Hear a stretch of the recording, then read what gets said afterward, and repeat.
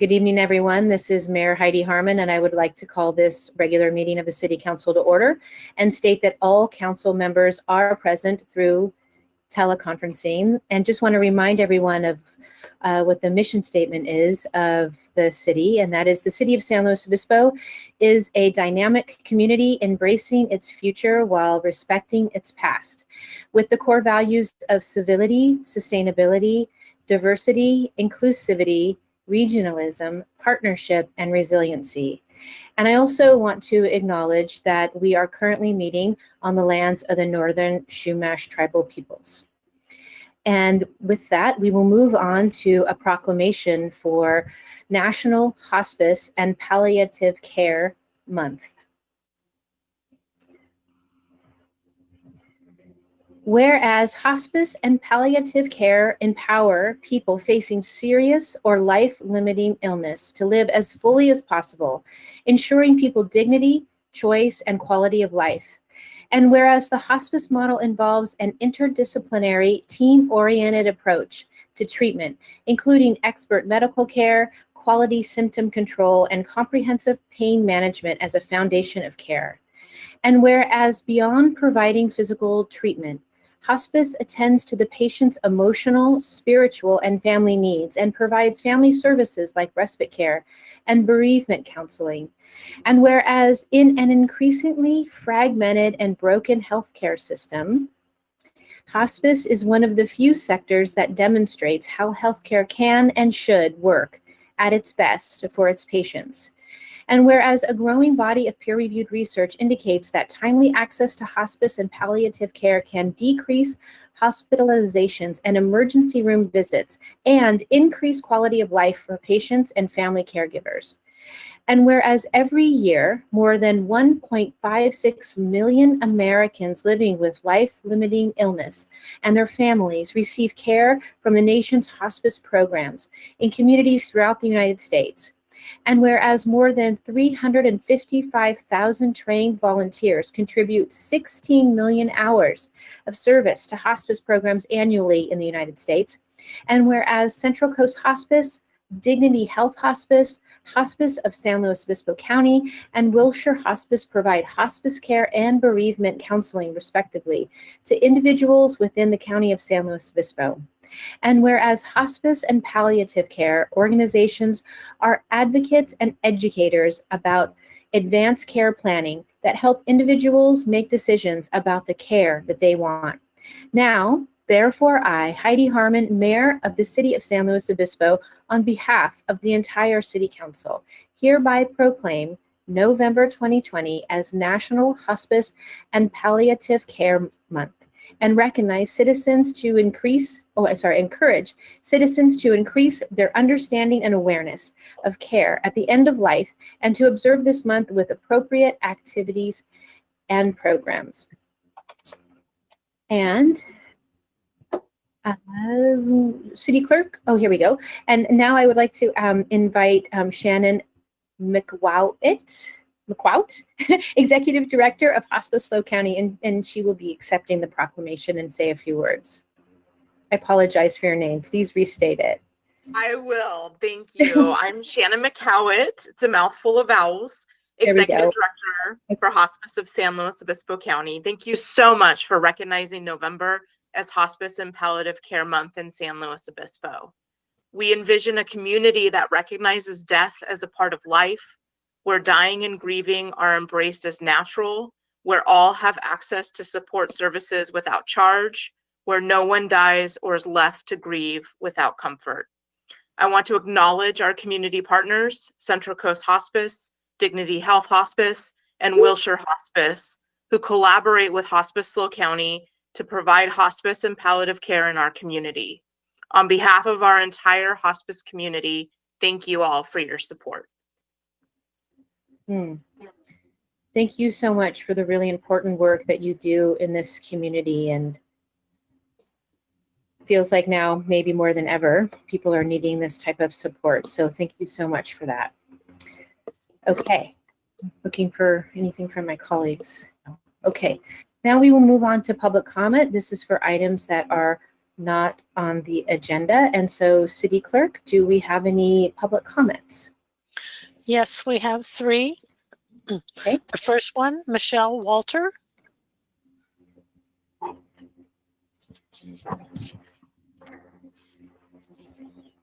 Okay, Michelle, your mic is unmuted. It says you're self-muted.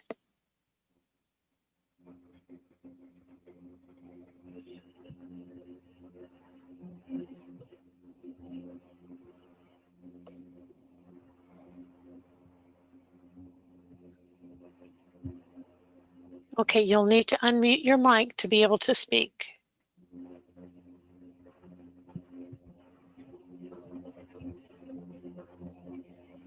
Okay, I will move on to the next one and then we'll come back to her. William Walter. Okay, Mr. Walter, your mic is unmuted. Can you hear me? Yes, we can, sir. Okay, this is Michelle Walter. Okay, sorry. So do I just go ahead? Yes, one moment, please. Good evening. I'm Michelle Walter, as you know now, and I've lived in SLO for over 40 years. And at a time when there are so many empty buildings in downtown SLO, who would want to live and work next to a bad neighbor? Specifically the city, who can make their own rules, bully, and threaten to get their way, as the city has done to us. It's not enough that we spent $20,000 in counting on a city light, city tree guard, and tree grate, but then to have no response from the city, which was requested by the light vendor and manufacturer for almost 5 months, is unbelievable. There should be a city employee who knows and is a contact regarding what light is required by the city. My husband has spent endless hours away from me and our 12-year-old twins just trying to get a response on the city light that we are paying for. If someone was paying for and installing a very expensive item for me, I would do everything in my power to help, not the city. This process and expense is a result of us repairing the foundation of our 2,450 square foot 1917 building. We aren't building a large hotel or giant offices. This experience has really opened my eyes on how it is to deal with the city of SLO, and my eyes are opened in a negative and disappointing way. Is it so difficult for the city to be a good neighbor? We, the public, have rules to follow, but the city can do as they please at a great time and expense to us, the small business owner. We are required to follow a specified process, but not the city. I never realized that paying for and installing city lights, city trees, city parking, meter poles, city sidewalks and streets, and city-owned frontage were the responsibility of the public.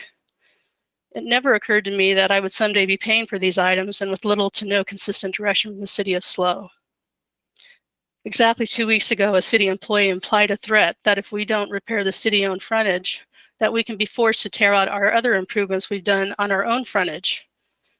It's been difficult to sleep after being threatened to tear up over $50,000 worth of work. You know, I just wanted to say it's just not good to be a neighbor of the city of SLO, and it's so expensive too. Can you put on the picture that we sent? Do you have the phone?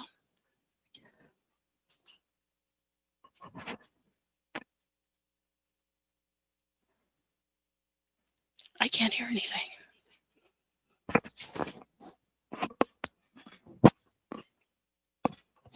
Picture's up. Thank you. So you can see the before and how we're working, you know, how it looks now. Obviously a great improvement. And we just want to make it beautiful and just would like some support from the city in a fair manner. Thank you. Thank you. Can we? I'm not understanding of what exactly that was the complaint. Haven't we already had this item, right, several months ago on our council and made a decision about it? If my recollection is correct? That's correct, Mayor. You heard a protest of the obligation to install the frontage improvements associated with the project, which was the addition of the back unit, and as the speaker mentioned, a number of other improvements to the existing building, driveway relocation, and sidewalk and street light improvements were required per city specifications. So this is the same project that the council's previously heard. And staff is very much trying to work with the Walters and try to figure out something that will moderate the impact on them, but also bring the property into compliance with its frontage improvement requirements, ADA requirements, and city specifications. And so just by reminder, City Attorney, just for the public that might be viewing and may not have been in attendance for the pretty significant council meeting we had actually on this topic, that it was clear from the beginning what the obligations were of these folks. And the city has made every effort to communicate that clearly. We believe that the requirements have been clear throughout the project, and that there's been miscommunication certainly between the applicant's contractor and the city. Everyone from the city engineers to the inspectors up to the public works director and my office have been in contact with Mr. Walter in an attempt to make sure that they understand the requirements and assist them in completing them in the most expeditious way we can. So we'll continue that work. But yes, this is the same project. great, thank you so much. Thank you. Okay, Mayor, I have an additional speaker card for Mr. Walter on this item. Okay. So. Okay, Mr. Walter? Yes, can you hear me? Yes. Okay, Yes, sir. thank you. I must say that I was disappointed by the comments of the city attorney, who really hasn't characterized things in a fair manner. And I would ask you to look carefully at my letter of June 29th, 2020, which I sent to you, 26 pages with 80 exhibits. I'm forwarding you a letter of October 19th, 2020, summarizing the threats that have been made against us to get leverage to force us to replace city-owned sidewalks on Lot 15. Now, this is all documented. There's a large number of contemporaneous emails that completely debunk the city attorney's comments. They are available to you and on file with the city clerk. There's a large number of Public Records Act requests which provide the documentation that support our position. We substantially completed these frontage improvements as far as we could go in June 2020. After that time, our contractor, Stephen Williams, demobilized the site while we waited for some answers from the city. Williams went on to do Defense Department work in the military bases in the northern part of our county and southern Monterey County, and the construction of the Morro Bay sewer plant. One of the upsetting parts of this experience has been to see a highly experienced and qualified minority contractor whose reputation is stellar and impeccable besmirched by staff attacks and false allegations. Read my letters, it's all documented. How could a contractor working for the Defense Department not be qualified to complete 80 feet of frontage improvements? And why is it only this city which has problems with this contractor? Now, I also demobilized after June and went on to work as a temporary emergency attorney advisor for an agency of the United States government on COVID assistance programs. The threats we've received, the retaliatory actions, the oppressive actions, all documented. All you have to do is open it up and read it. All of those things are never acceptable. But doing so during a public health emergency with the health and financial stresses resulting from these circumstances elevates the course of conduct by the city actors to a malicious level, condemned by the United States Supreme Court as extortionate behavior and coercion. Again, read the letters. I'm sympathetic to your position as city council, but only a very little, especially when I hear how easily sidetracked you are from facts which we've labored to present. Ultimately, you, the council, are responsible, legally, morally, politically, and constitutionally, for the conduct of the city and the treatment of citizens and property owners in setting the custom and practice of the entire administration of the city. I urge you to use your responsibility and review the details of what is going on. Don't sit there smugly thinking that some misrepresentation and misstatement by staff is sufficient. It's not. I challenge you to review the facts, which you, as the governing body of the city, are responsible for. Are there further speakers? Yes. Next speaker is Marshall James. Thank you. Okay, Mr. James, you'll need to unmute your mic. Can you hear me? Yep. Yes, sir. Yes, hello. Thank you, City Council, for hearing from me. And I want to give a special thank you to our mayor, Heidi Harmon, for speaking out on behalf of the movement for Black Lives here in SLO County, and against the increasingly troubling behavior of our district attorney, Dan Dow, who recently stepped up his persecution of minority protesters here in SLO. Many people are aware of the Tiana Arata case, but now 3 additional Black co-defendants have been added to her case, despite the fact that the action in question consisted of hundreds of SLO residents, vast majority of whom were white, and a vast majority of whom were all participants were there voluntarily. Anyone who went onto the freeway on those days was not coerced into going. They went of their own free will, and yet the police and District Attorney Dow continue to persecute only Black SLO County residents.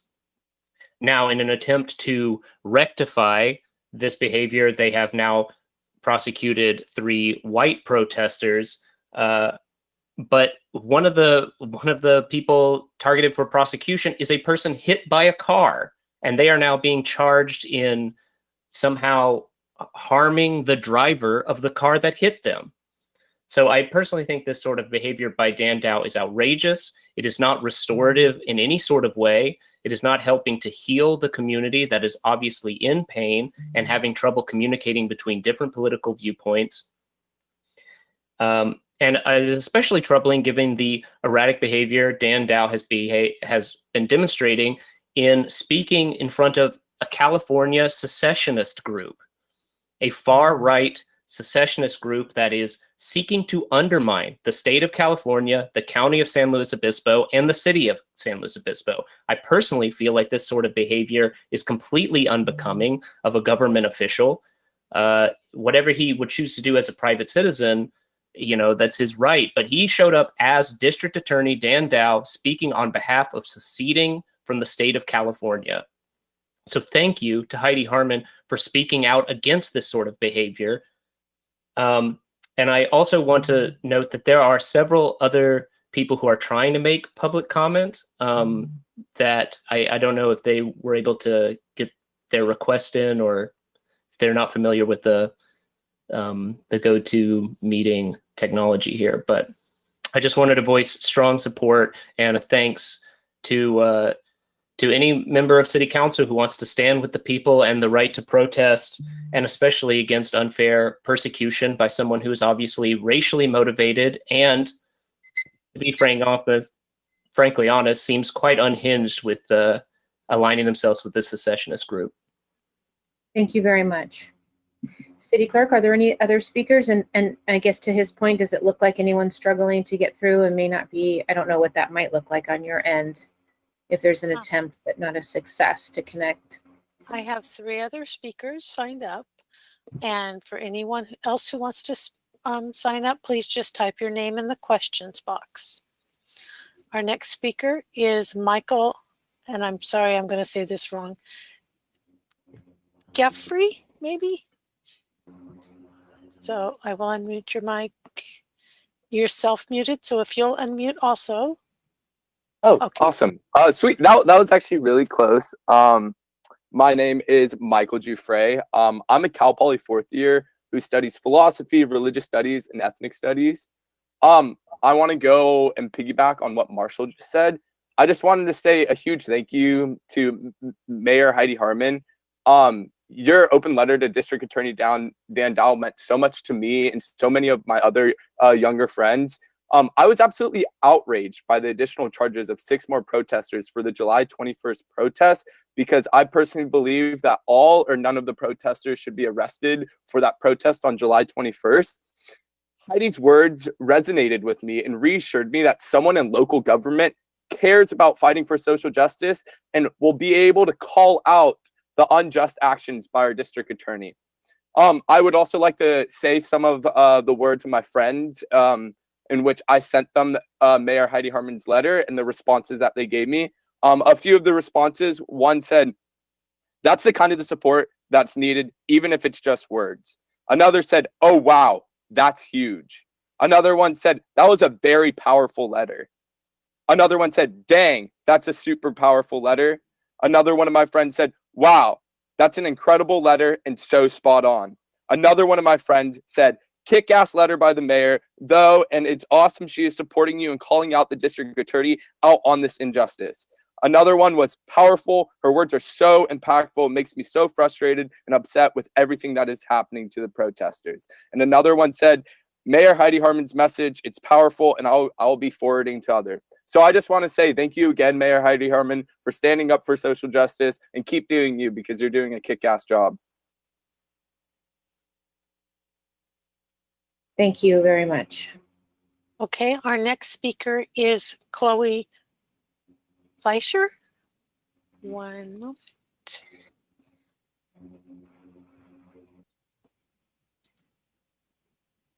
Okay, Chloe, you'll have to, there you go. Can you hear me? Yep.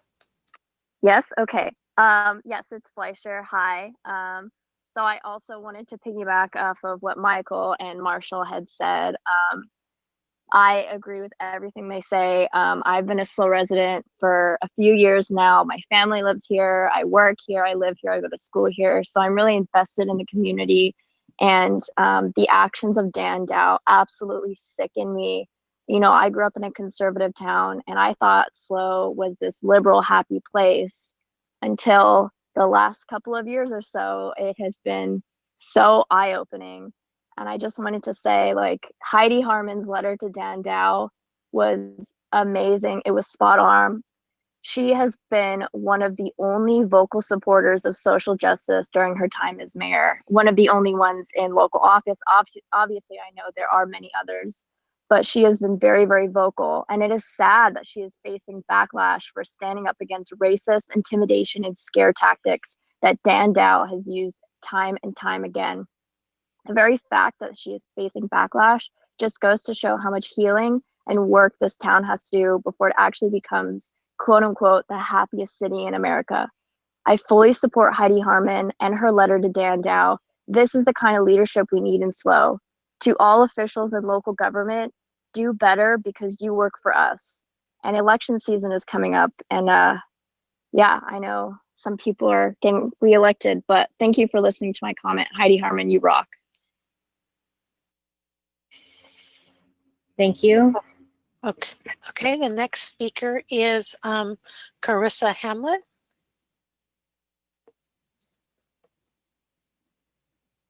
Okay, you're self-muted, so unmute your mic. Hi, can you hear me? Yes, ma'am. So I just wanted to say that I appreciate Mayor Heidi Harmon being the only city official who has truly spoken out about the terrorism Dan Dow has unleashed on the Black and Brown community here in SLO. Whether it is Ian Parkinson, Dan Dow, or Aubriana Torres claiming systemic racism doesn't exist, doesn't mean San Luis Obispo is free of systemic racism, but rather they are fueling the systemic racism in very dangerous ways. I have a high level of respect and appreciation for Heidi Harmon right now for actually speaking out against the absurd and racist charges DA Dan Dow has chosen to pursue against protesters. We need more elected leadership to come forward and actually be leaders in the fight against racism. I am deeply concerned about the extreme conservative views Dan Dow has expressed, whether it is his attendance at Republican-based events like Succession from California or his activity in the local dangerous hate group Take Back Slow. Someone needs to say something.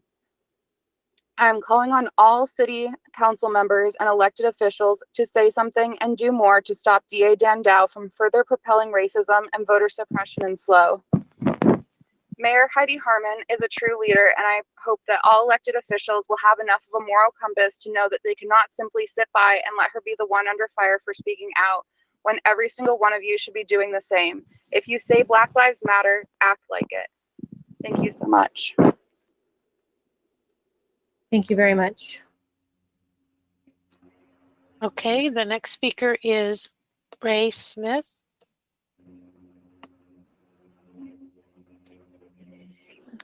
Okay, hi.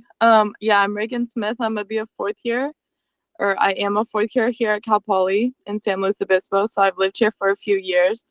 I'm a mixed woman, so I have experienced racism myself, obviously, as any logical person can tell with Black and Brown people in this world that we live in. So I wanted to say that I support and recognize Heidi Harmon in her writing of the open letter to DA Dan Dow. Thank you, Heidi. And that she is doing what needs to be done as far as a public statement goes and as far as an act of accountability. She is the only public official that's putting her neck on the line so far. And I appreciate what she's saying because, again, this is what needs to be done and it's a necessary step. Acknowledgement is a necessary step that cannot be excluded when talking about Black Lives Mattering. The fact that this does constitute her putting her neck on the line and make her more liable to receive flack should tell us everything we need to know about systemic racism in general, systemic racism here in the city of SLO, and the viewpoints of community members that some candidates running for city council, like Abriana Torres, have said that have been wrongfully labeled as racist. After everything that they've done this summer and beyond, and that after everything that has happened, she said they've been wrongfully labeled as racist. Just think about that and absorb that. So Mayor Heidi Harmon, again, has exhibited herself as a leader by holding one committing racist and hateful wrongdoings, DA Dan Dow, accountable. He did this by targeting Tiana Rada in July and since her arrest, and targeting 3 more Black youth late on October 15th. I won't even go into the later arrest because people earlier did, and there's not much time left here. If you say that Black Lives Matter in other communities and in the nation, maintain that same energy for your own community, the one that you were elected to serve. Thank you. Thank you very much. Okay, our next speaker is Alejandro Bupara.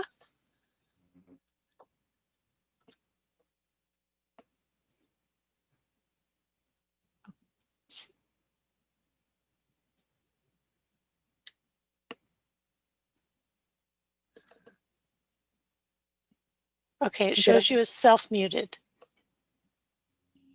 There you go. Technical difficulties. Thank you. Thank you, members of the City Council. My name is Alejandro Bupara. I am a student at Cal Poly, an electrical engineering student, and I'm a member of Students for Quality Education and Abolitionist Action Central Coast SLO. Mayor Harmon, I wanted to thank you, as other people have, for your statement of solidarity with the 3 new people, or with the 6 new people, sorry, charged with in this ongoing repression campaign, trying to smash the movement from the streets. I wanted to say that this repression is unacceptable and that it is so transparent and so clear for DA Dow to be doing this, to be bringing charges for an event that happened in July and October. I wanted to say further that many of us for a long time in this community have known that police, jails, prisons, and all related forms of state control do not protect our well-being or our safety. And then what does protect our well-being and our safety are investing in community measures like healthcare, like transportation, like education. And so for that reason, I am calling upon the City Council to put your money where your mouth is, to stand with the people who need it, and if you are in solidarity with these people that have been charged, to honor what they fight for by defunding police. I wanted to further express my support for the concrete demands released by Abolitionist Action Central Coast SLO, and I invite the City Council to take a look at them, and I look forward to further conversation on all of these issues. Thank you. Thank you very much. Okay, Mayor, that's our last public comment. Okay, thank you so much, City Clerk, and thank you for everyone for being here tonight. Councilmember Stewart, I apologize if I'm putting you on the spot, and I don't know if you're prepared, but I know that also the Diversity, Equity, and Inclusion Task Force released a statement. I thought this might be a good opportunity for you to read that. If you have it ready or if you need a moment, we can take a moment, just so folks that are on the call understand that there was also some communication from you and other members of the Diversity Task Force on a very much related concern. Let me pull that up and I will definitely help you. Thank you. Yeah, okay.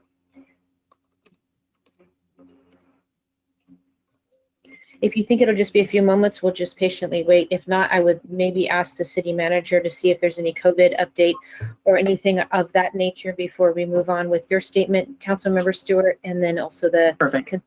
Okay, does that feel good? Okay, City Manager Johnson, would you please just share briefly, kind of give the community an update on all that's important to SLO, but certainly COVID related. That would be helpful. Thank you. Great. Thank you, Madam Mayor, members of the council. Happy to give an update about COVID, something that we've been tracking very closely. Unfortunately, we just hit the 4,000 confirmed case mark. There's some bright sides, though, with that is that the number of cases that are at home are 189, which is lower than we've seen over the last few weeks. Currently, we are in tier 2. People that got it at home? Oh, no, recovering at home. Recovering at home, correct. Recovering at home, so which is a lower number than we've seen recently. We're in tier 2, which is substantial. Our case rate is at 5.1%, which is the adjusted rate given the amount of testing. Our unadjusted rate is 7.5%. Our positivity rate is 2%. It needs to remain under 5% to move to tier 3. The trends that we're looking at in terms of the case rates, they've been fairly flat around about 5.1 per 100,000. Our positivity rates, as I mentioned, have dropped from the beginning of September for about 4.6% down to 2%. And our testing continues to be very high with the promise that many of you may have read about potential saliva testing out there.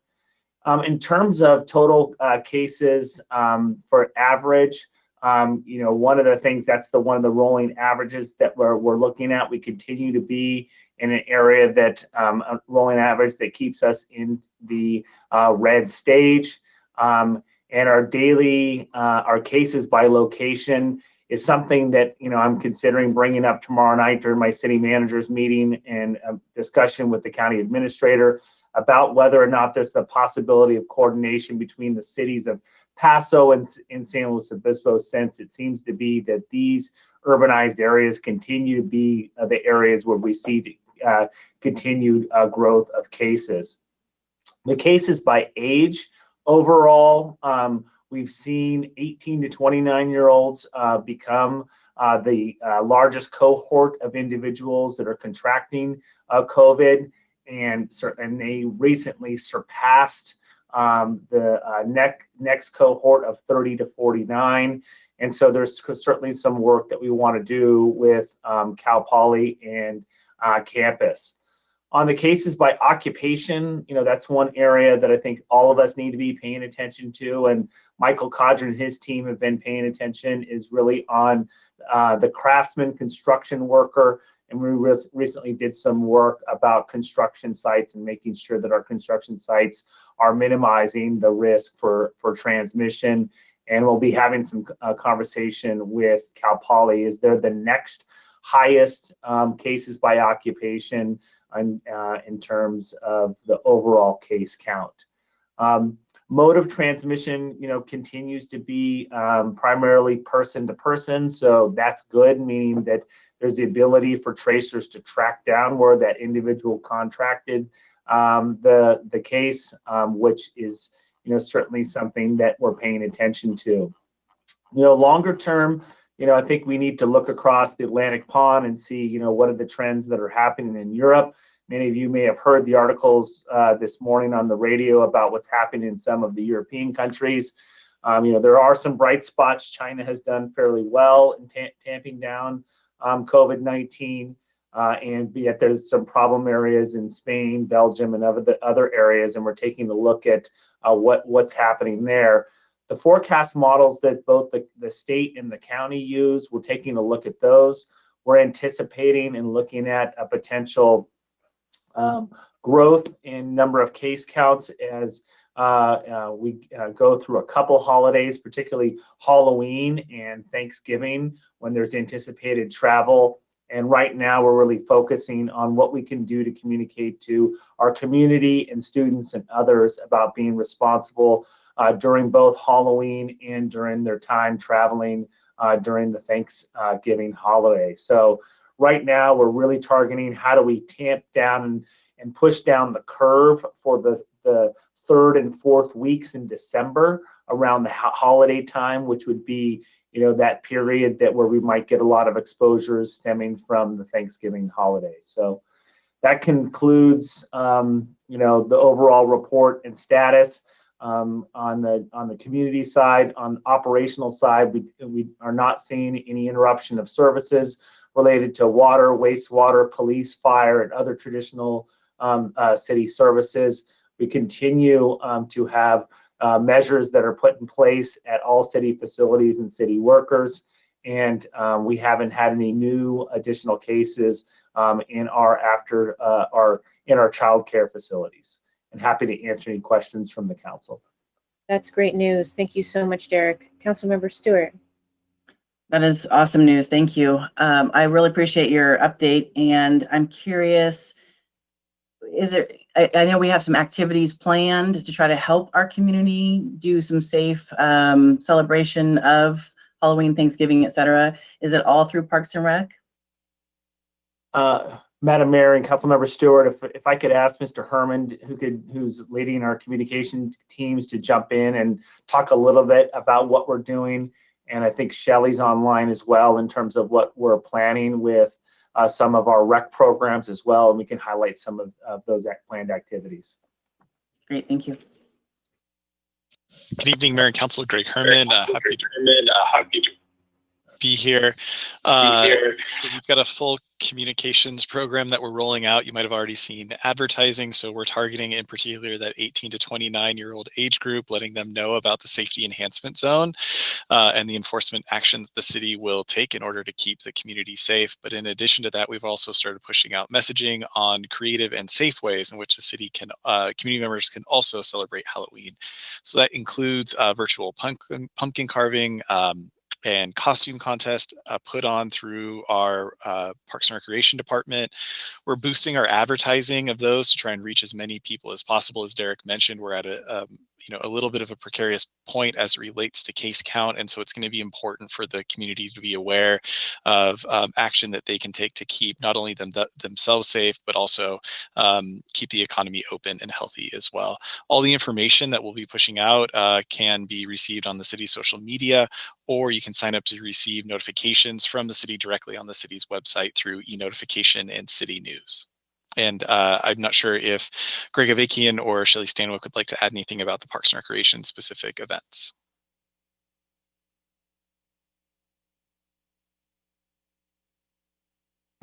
Greg covered everything. Thank you.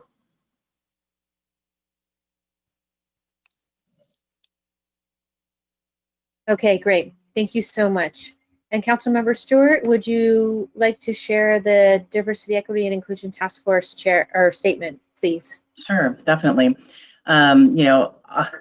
Obviously, as many people in this community, I was livid on Thursday night when I saw that just 3 Black men were being brought forward for charges. However, I also try to remember that when I'm in the role of city council, that I am representing everyone here in this community. And I was very appreciative that Michael Boyer and Bea and Dale McGee, Bea Makakau and Dale McGee and myself were able to put together a statement that would come from the task force and really share what we represent. So this is a statement, obviously, from the DEI Task Force, Diversity, Equity, Inclusion. Upon creation of the Diversity, Equity, and Inclusion DEI Task Force, authorized its chair and vice chair to issue statements on matters within our scope on behalf of the entire task force. In Michael Boyer's role as vice chair, he wanted to acknowledge the impact of the recent charges related to the July 21st protest by the independent authority of the District Attorney's Office of San Luis Obispo. Aman Asfa is the chair of the city's DEI task force. Mr. Asfa is the youngest member, sole student, and was unanimously elected as chairperson. He is a graduate student in electrical engineering and part-time lab instructor at Cal Poly. He will complete his master's degree in June 2021. Mr. Asfa is the current president of the SLO chapter of the National Society of Black Engineers, also known as NSBE, and the only student columnist for the American Society for Engineering Education's magazine Prism. Mr. Asfa embodies his personal core values of respect, integrity, and commitment through servant leadership. On behalf of the DEI Task Force, we want to convey support for Mr. Asfa's continuance as both a member and in the role as chair. He is passionate and thoughtful in his service to the San Luis Obispo community. We look forward to his ongoing contributions in the pursuit of diversity, equity, and inclusion. The specific charter of the task force includes collecting information and insight in order to advance diversity, equity, and inclusion in the city, recommend funding for community-based DEI programs, and provide recommendations on the development of a potential DEI-focused major city goal and the enhancement of the Human Relations Commission, HRC. The task force's efforts are embedded in cultivating a community rooted in the belief that there is no greater characteristics of a true democracy than social justice, freedom, and equity. That was, a brief sharing. We could have gone on and on for pages about each and every person, but we decided, obviously, let's focus in on the task force. And I really hope that people will continue to be involved in the DEI task force and figure out how we can help with belonging in this community and help those who seem to be confused about their behavior actually educate themselves and make themselves a little bit more aware. Thank you so much, Councilmember Stewart. Councilmember Christensen.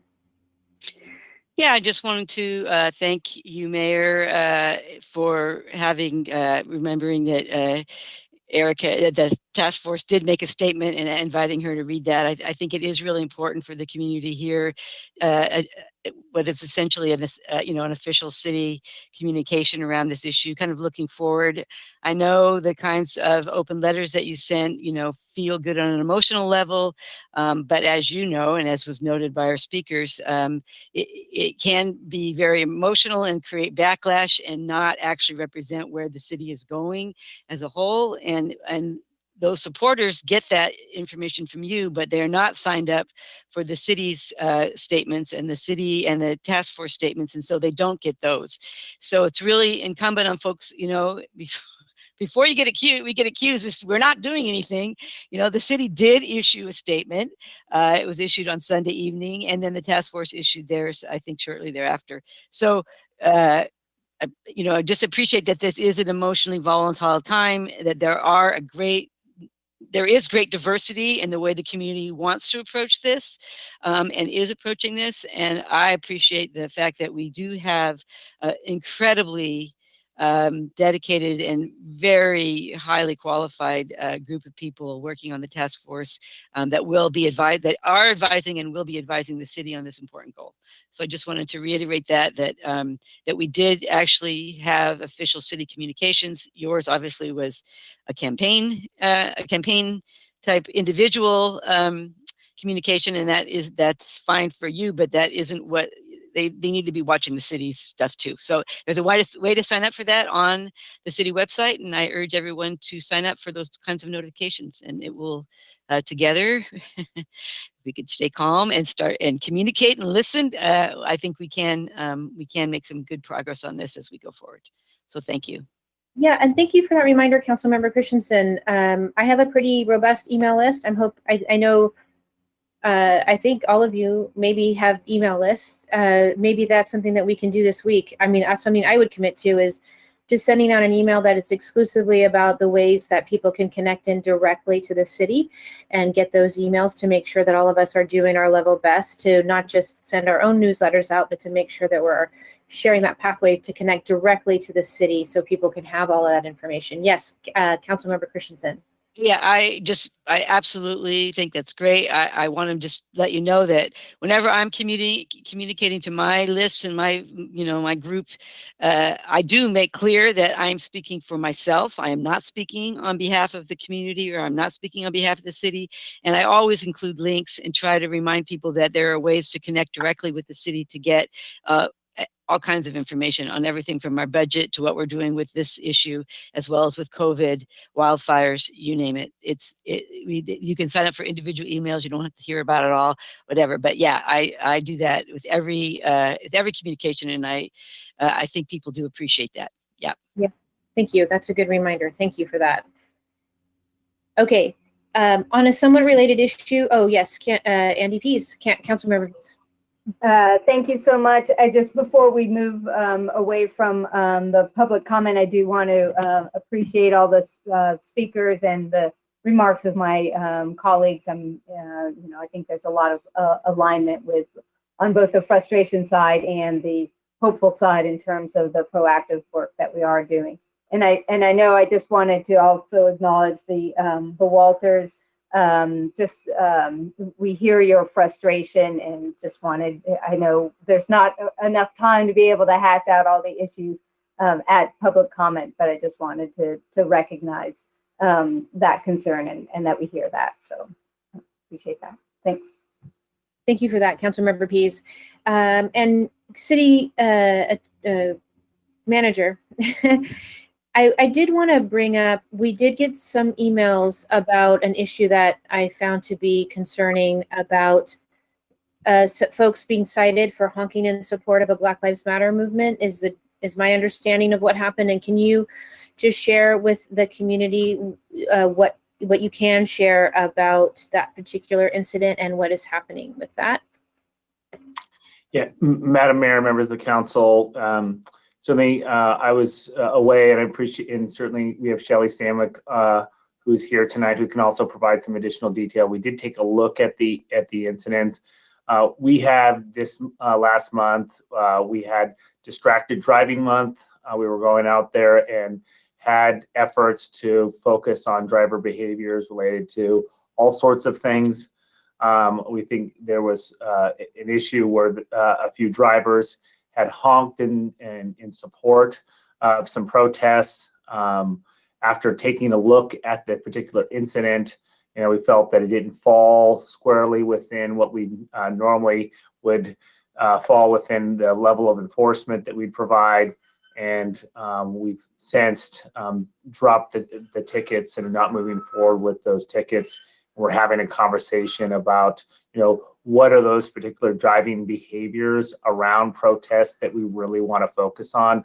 Obviously, that has been an area of concern in and around protests, people honking and driving through, and we've had some incidents, and we're trying to make sure that the department and our overall organization really understands kind of those behaviors that we really want to keep an eye out to make sure we're protecting everyone's safety. Okay, thank you for that. All right, now we will move on to the consent agenda. This is for items deemed to be non-controversial. Do any of my colleagues have any comments, or would they like to pull anything from the agenda? I'm not seeing any hands. City Clerk, do we have any speakers on the consent agenda? No, we do not. Okay, great. Would someone like to make a motion, please? Councilmember Christensen.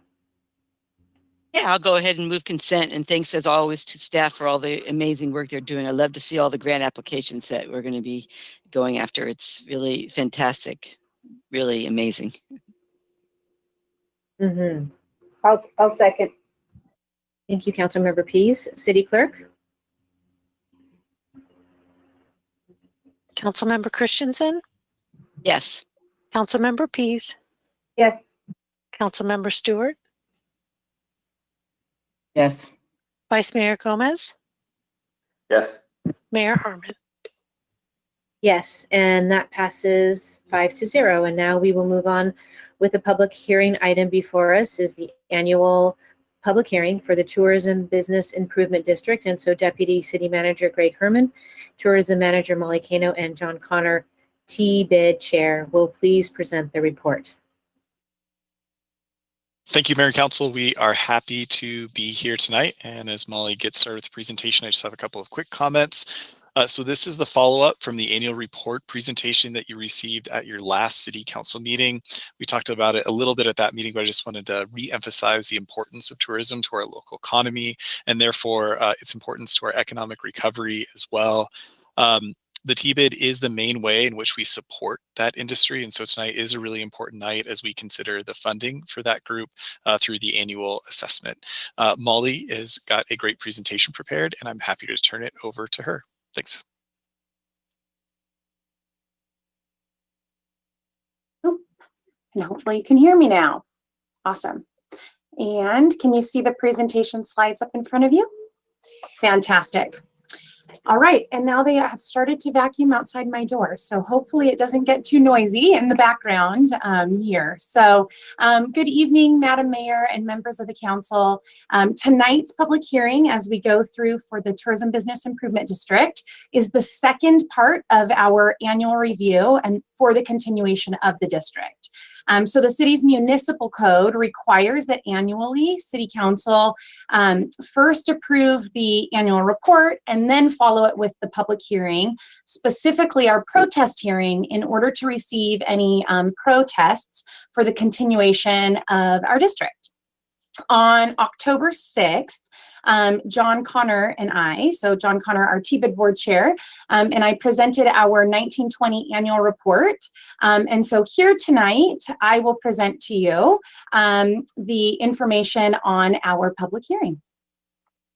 So the hearing will follow in a couple of actions. So there's a couple of recommendations that are before you.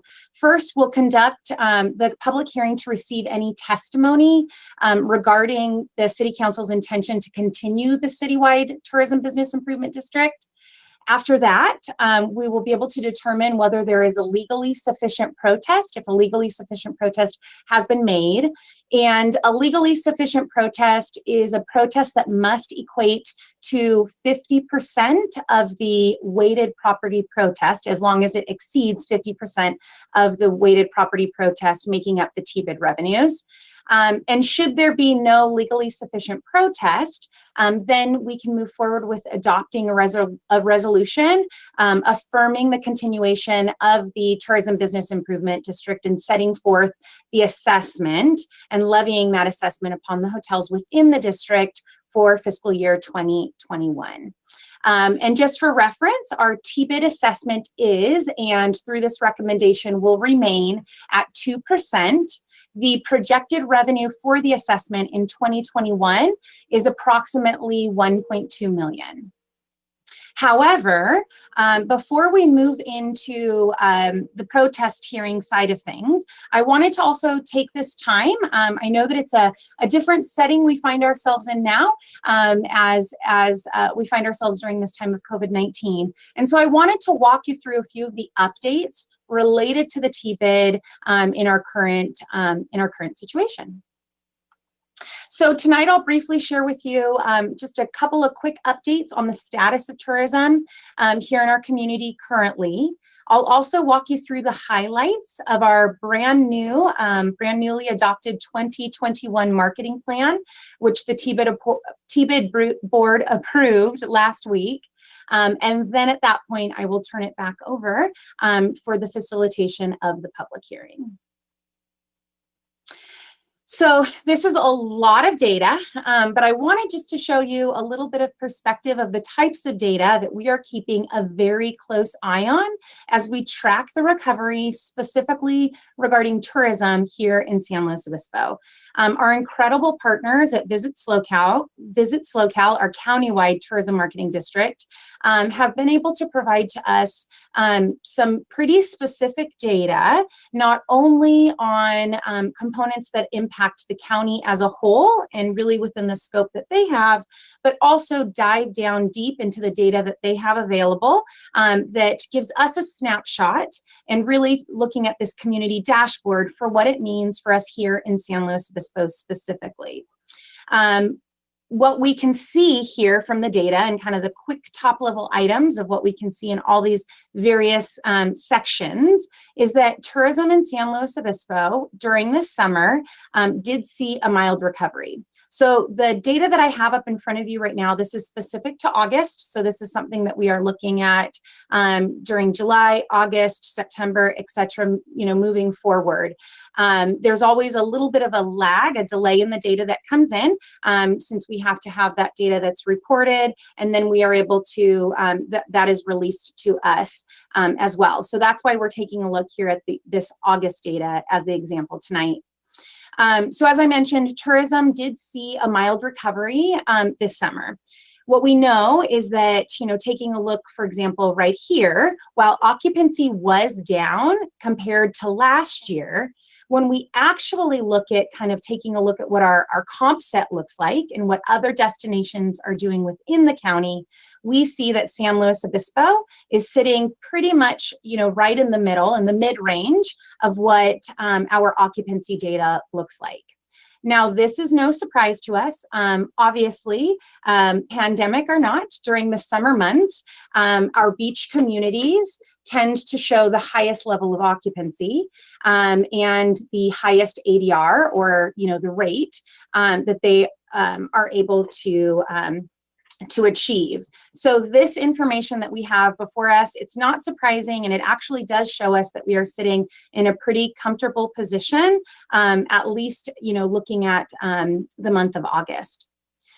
Additionally, looking at some of the other components within this, during the month of August, we also saw, which you can see right down here, primary destinations. So we know that San Luis Obispo achieved about a 14% share of the visitors that came into the county overall.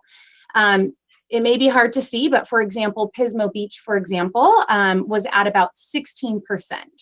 So when we're taking a look at the share of the visitation that's coming into the county and choosing the primary destination for their visit, San Luis Obispo is getting about a 14% share of that. What's also interesting for us to look at here is these top 10 origin markets. And so this tells us where folks are coming from. Traditionally, between the top 4, during a normal time, we typically see Los Angeles and San Francisco leading the charge here within San Luis Obispo, with the valley destinations like Fresno and Bakersfield falling slightly behind that. However, looking at what the results are in our current scenario, we're seeing that there's a slight shift in what that visitation looks like. We would be able to deduce from that some of the reasons being would be that obviously short destination drive visits are definitely a popular thing to be doing during this time.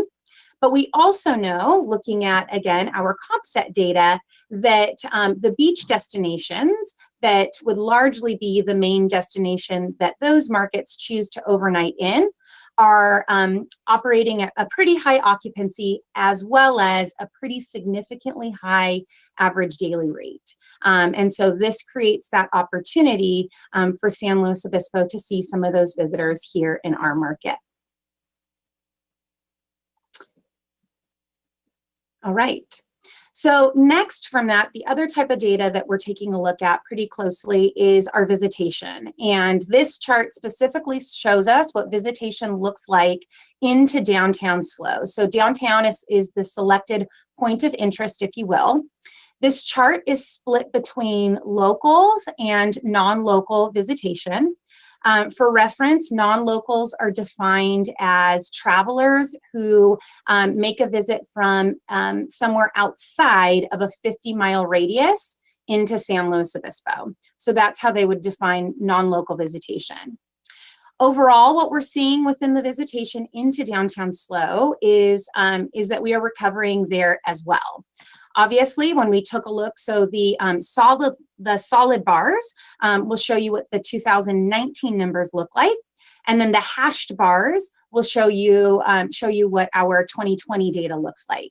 So obviously during April, when it was shelter at home and we weren't seeing much visitation from either locals or non-locals, we started to see a slight recovery in May when we were able to open up some of our businesses, but still operating at a max occupancy for our lodging properties. June is when we started to see that shift away, and we began to see what that recovery looks like as we entered into the summer months. And then it flowed out to July and August as well. Some of the information that we can deduce from here as well is that taking a look at our non-local, so from a non-local perspective, what we're really seeing is that philosophy or that example of hub and spoke type travel. And so we know that, and based on the information we saw on the prior slide, that while 14% of folks are choosing San Luis Obispo within kind of their overall visit to the county, we know that from that, a large percentage of the folks who are choosing to stay in other destinations within the county still make a day trip into San Luis Obispo to shop, to dine, and to experience our downtown.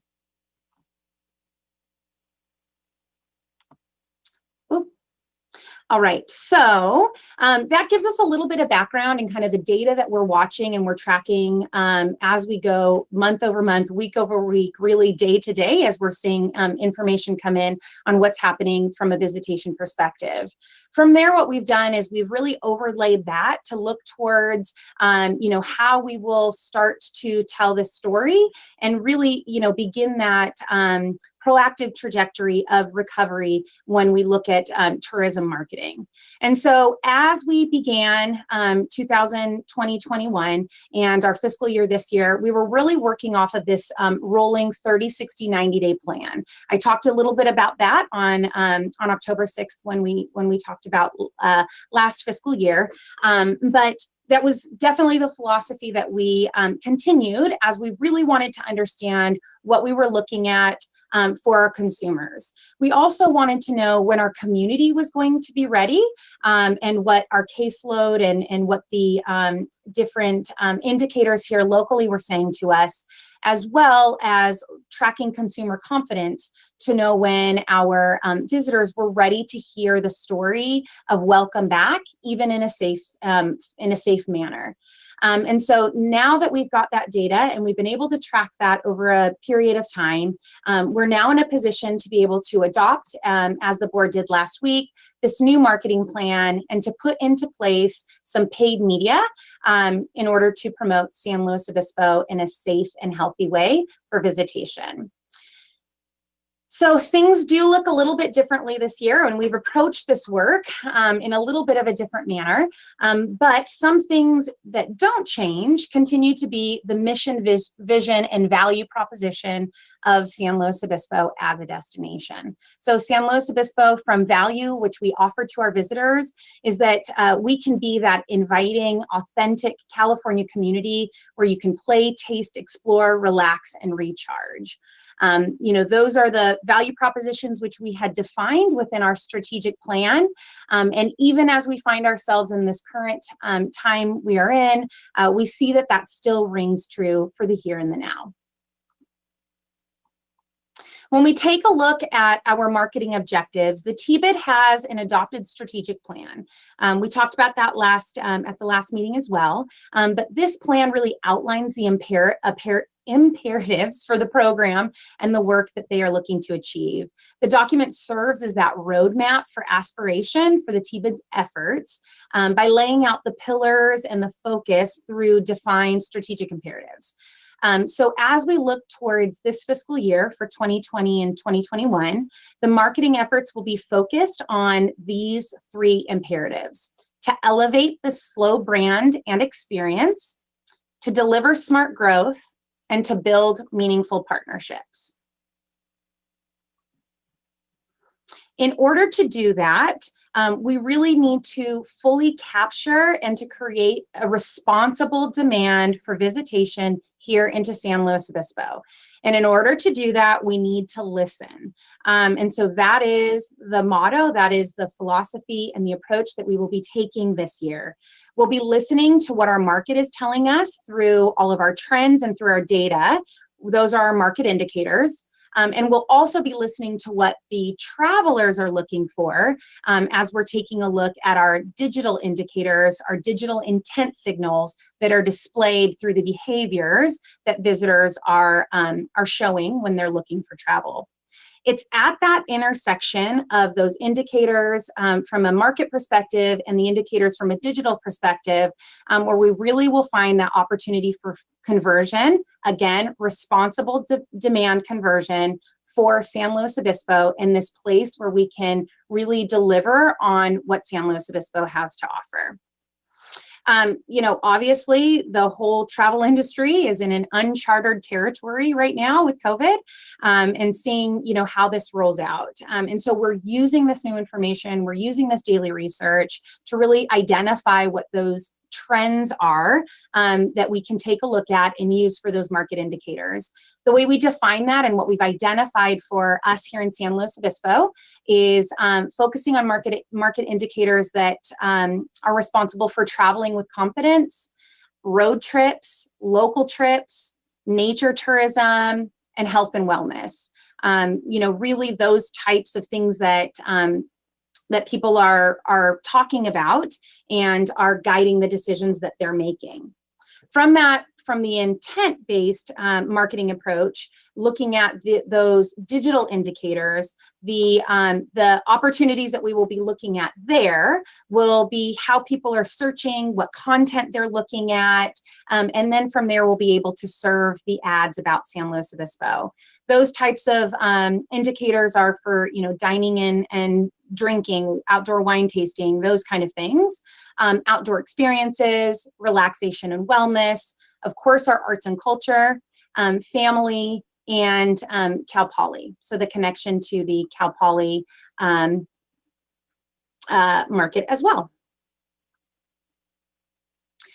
So within this, we've identified the 4 themes that we'll be able to synthesize and use as those opportunities to tell the story. And the opportunities for the way that we're going to talk to the visitors are telling the story of San Luis Obispo from the perspective of the heart of the city. Really, it's about our easygoing university town, our innovative culinary and celebrated wine experiences.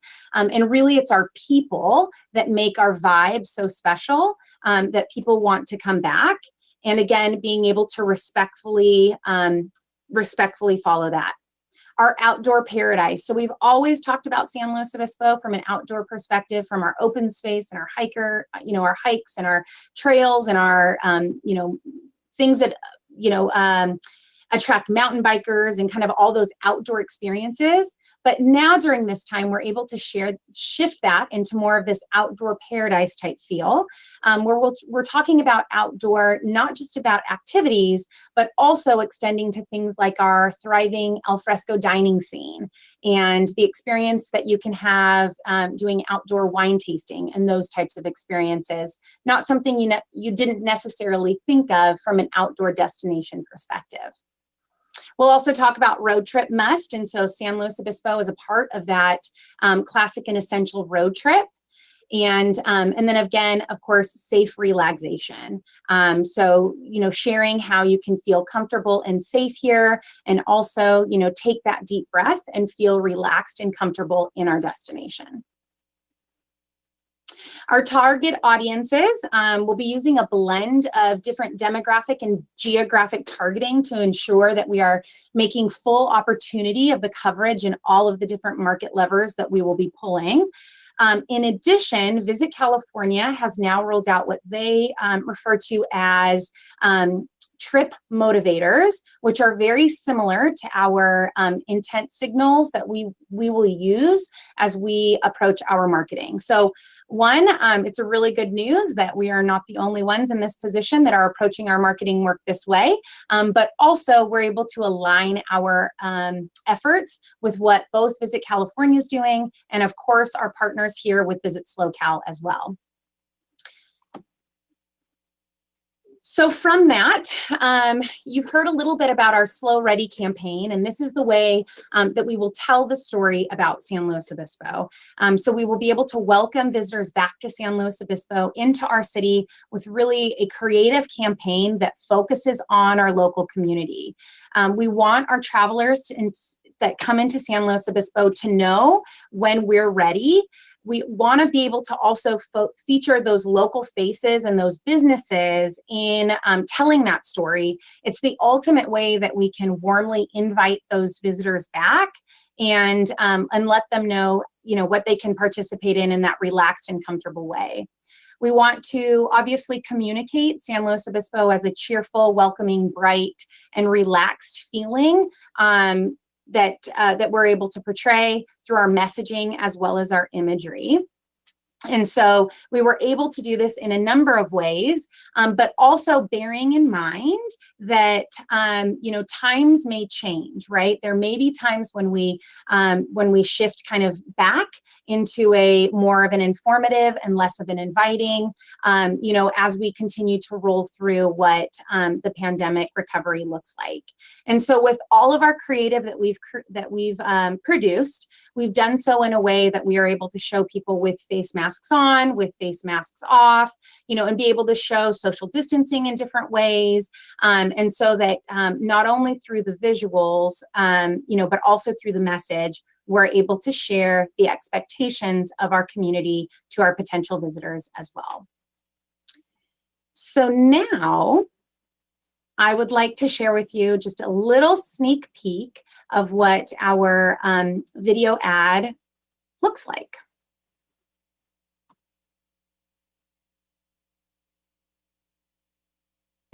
When you're ready to travel, We're ready to welcome you. Whether you're taking a little day trip or getting out for a getaway, We're ready. We're ready to see you strolling, rolling, chilling, tasting, shopping, choosing, and chowing down.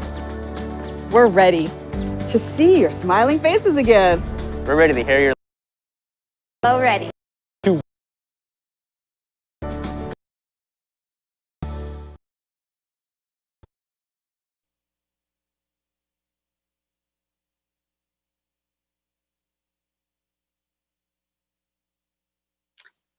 Awesome. And so the way that we are able to do this is through activating across the entire traveler's journey.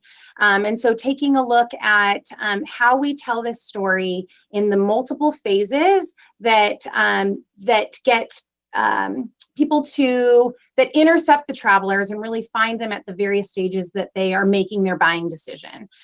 This is a multi-pronged approach that we play out from dreaming to planning to booking to experiencing, and then of course through sharing, so that we can turn on and turn off different channels as we roll through this fiscal year. So all in all, that's a little preview and some understanding of the type of data we're using and the approach that we'll be taking as we move through the 2020-21 fiscal year for the TBID marketing efforts. However, tonight, the action before us is to hold that public hearing in order to receive that testimony for any protests against the continuation of the district. At the start of the meeting tonight, staff had not received any written protests. And so at the conclusion of this public hearing, if there are any additional protests that are submitted, we will turn that over to the city clerk to tally those results and to report them out to the city council. So Mayor Harmon, I will now turn it back over to you for questions and also to open that public hearing. All right, thank you so much. First, I'm going to ask my colleagues. I see Councilmember Christensen and then Councilmember Pease.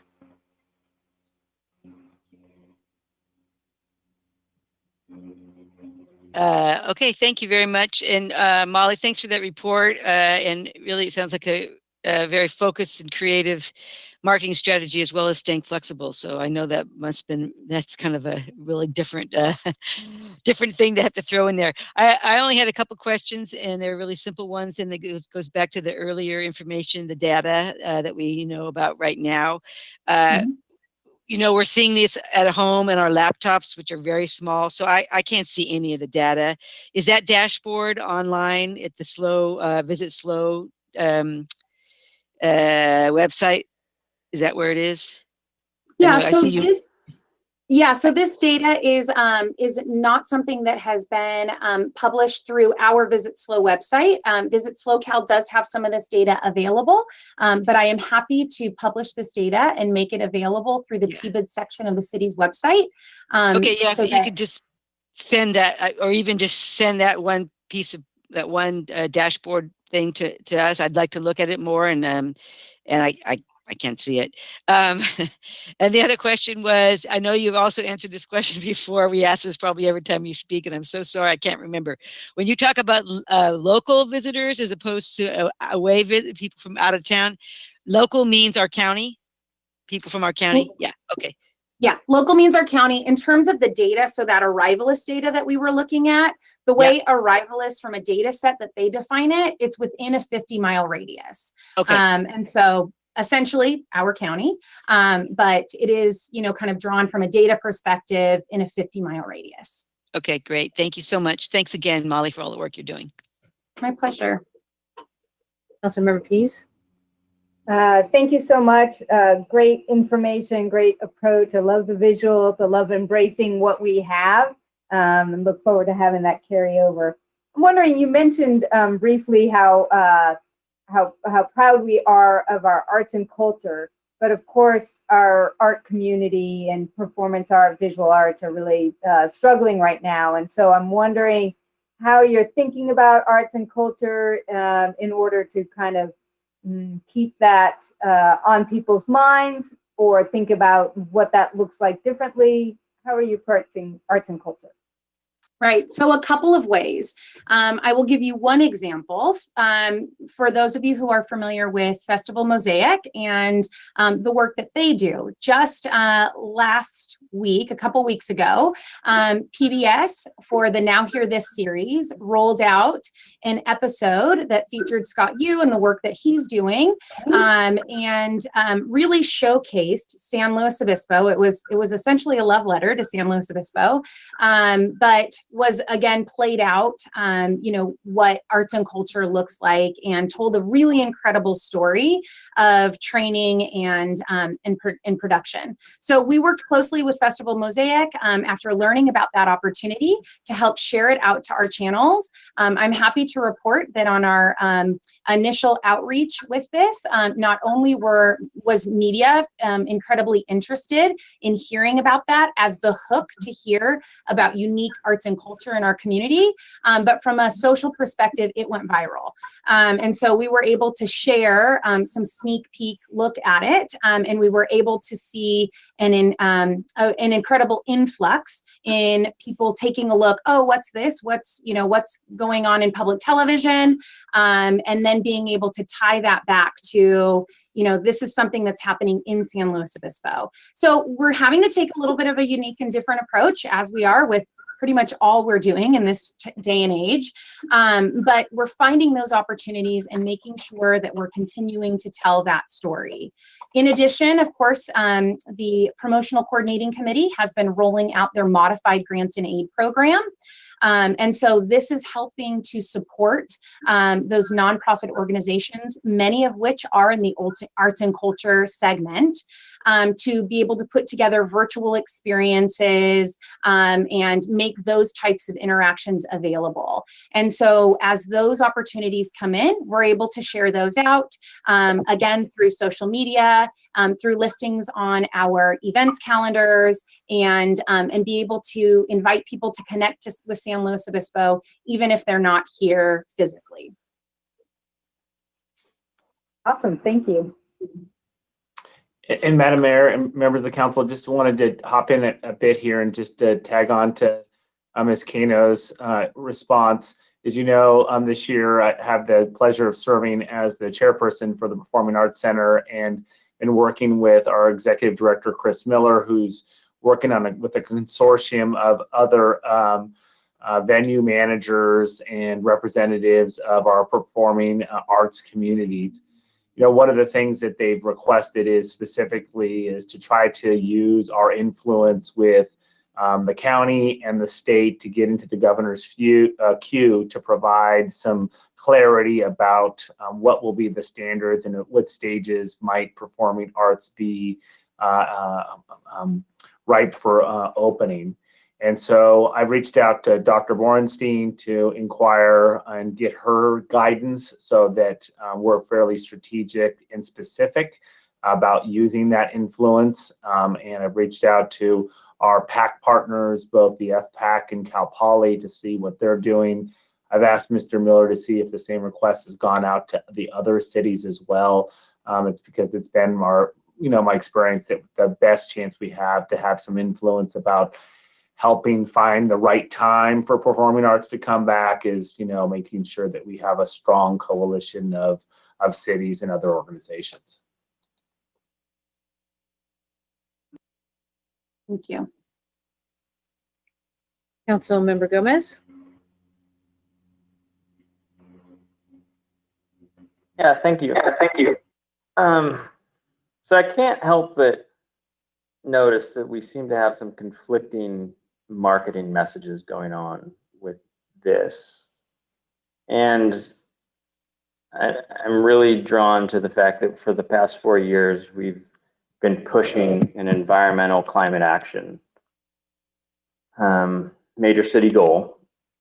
And now we're also pushing come back to our city in a safe manner to boost an economy, which, if you look at the realities of the economics in the US, actually contradicts what we're going to from a climate action standpoint. So how is that really thought about in this process of marketing? Because that felt disingenuous, the messaging that I just saw pushed out there.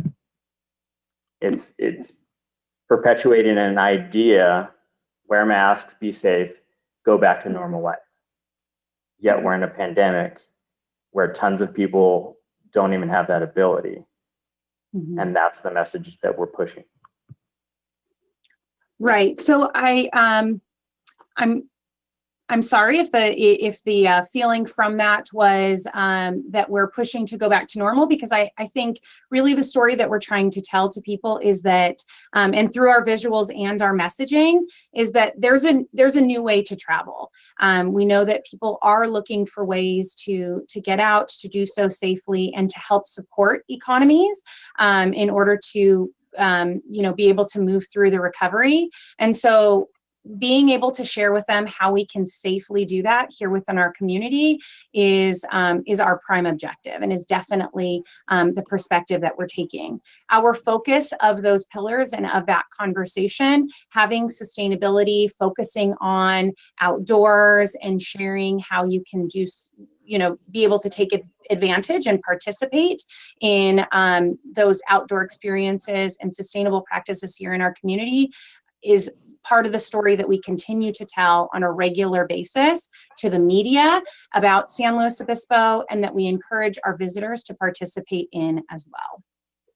So many of our local hotels offer different types of sustainability practices through the work of their individual properties. We help support that message and are able to help connect those dots with the type of traveler, again, that's looking for that responsible visit, and for us here in San Luis Obispo. So I don't want to be overly critical of this, but sustainability and consumption at an excess level do not fit hand in hand. And that's the marketing message: is come here and enjoy a lifestyle that most people right now in this downturn are not going to be able to afford.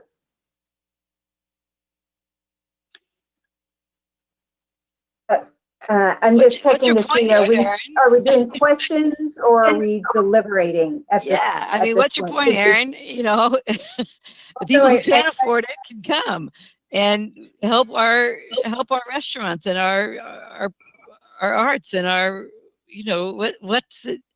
Councilmember Stewart did have her hand up, if I'm remembering correctly. But yes, so Councilmember Gomez, did you want to add on anything to that? Those are all the questions I had. Thanks. Okay, thank you. Councilmember Stewart? Thank you. Thank you, Molly, for the great presentation. Looks like a lot of work has gone into it. I love the video too. On the data one, thank you, Councilmember Christensen. I would love to see that a little bit bigger too. I wish I could make it bigger on my screen, but from what I saw, I was just curious, completely random, but why Palm Springs? It's on the bottom as 0, and I just wondered why not out of state versus Palm Springs? Are you speaking of here? I'm flipping back through the deck. Yeah, it's on the bottom left when you get to that point. It's going very slowly on my end. And so I think that the picture that you're looking for right here where it says Palm Springs, this is tracked by the arrivals that come in. So we aren't necessarily targeting those. This is just what's showing up in the data for where folks are traveling in from the arrivalist set that Visit SoCal has been tracking. And so my assumption would be that at one point in time, they were seeing visitation in a larger picture from Palm Springs. And so you see that still coming up in a data set, but it's showing as 0 because it's not making enough of a traction during the month of August to be able to show a change in that visitation. Interesting, thanks. There's a couple forward slides. There was kind of your 3 main focuses. Do you mind? Sorry. Next one, I think. No, next one. No, maybe next one. There we go. I was kind of curious what safe relaxation means, especially when you look at people of color right now aren't feeling real safe in our community. So why did we choose that as our message? Right. So in terms of safe relaxation, again, this goes back to what our market indicators are showing and what people are looking for when they're interested in making a travel decision. We're also looking at our digital indicators, which are also showing us how people are searching for San Luis Obispo and the type of content that they're engaging in and engaging with when they're looking at our destination. So talking about safe relaxation, looking at things like our outdoors, looking at our arts-focused destination, how we've got those types of easygoing lifestyle here in our community. San Luis Obispo is also, from a visitor's perspective, this is a destination that's very easy to navigate and to get around, and is a place where travelers again and again have been able to say they do feel safe and comfortable when coming into our community, based on the data and the research that we've done in terms of how they describe their visitation into San Luis Obispo. Again, when we're talking also about the visitors and the geographic location that visitors are coming to our destination from, and the target that we're looking towards, with being, larger cities, San Francisco, LA, kind of those larger communities, San Luis Obispo is definitely felt to be a smaller, safer type community in comparison to the larger metropolitan destinations that you would be visiting for a much different type of experience. Okay, thank you. I wasn't sure if it was going public health focused or crime enforcement focused. And thank you, City Manager, for answering my question about the Central Coast Coalition of arts leaders and Slow Rep, et cetera, that have been talking about, how can we work with Dr. Bornstein and Dr. Rosen, et cetera, and the governor to make some change, obviously, for our arts and culture. And I look forward to seeing how that can move forward. Thank you.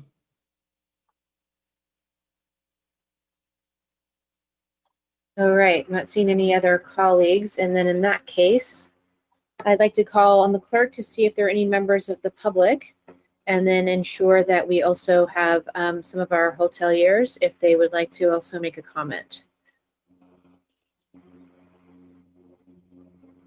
I do not see any at this time. Okay. Then can you please calculate and report the results of the protest? So we had no protests submitted. So there would be none. Great. Okay.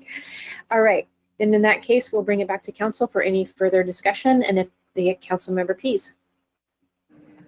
Thank you so much. And thank you, Councilmember Gomez, for for bringing up that context of what it is we're trying to do. I tend to be on the page of people are going to physically change, and if we can figure out ways to highlight the type of tourism and visiting that is healthier, lower environmental footprint, et cetera.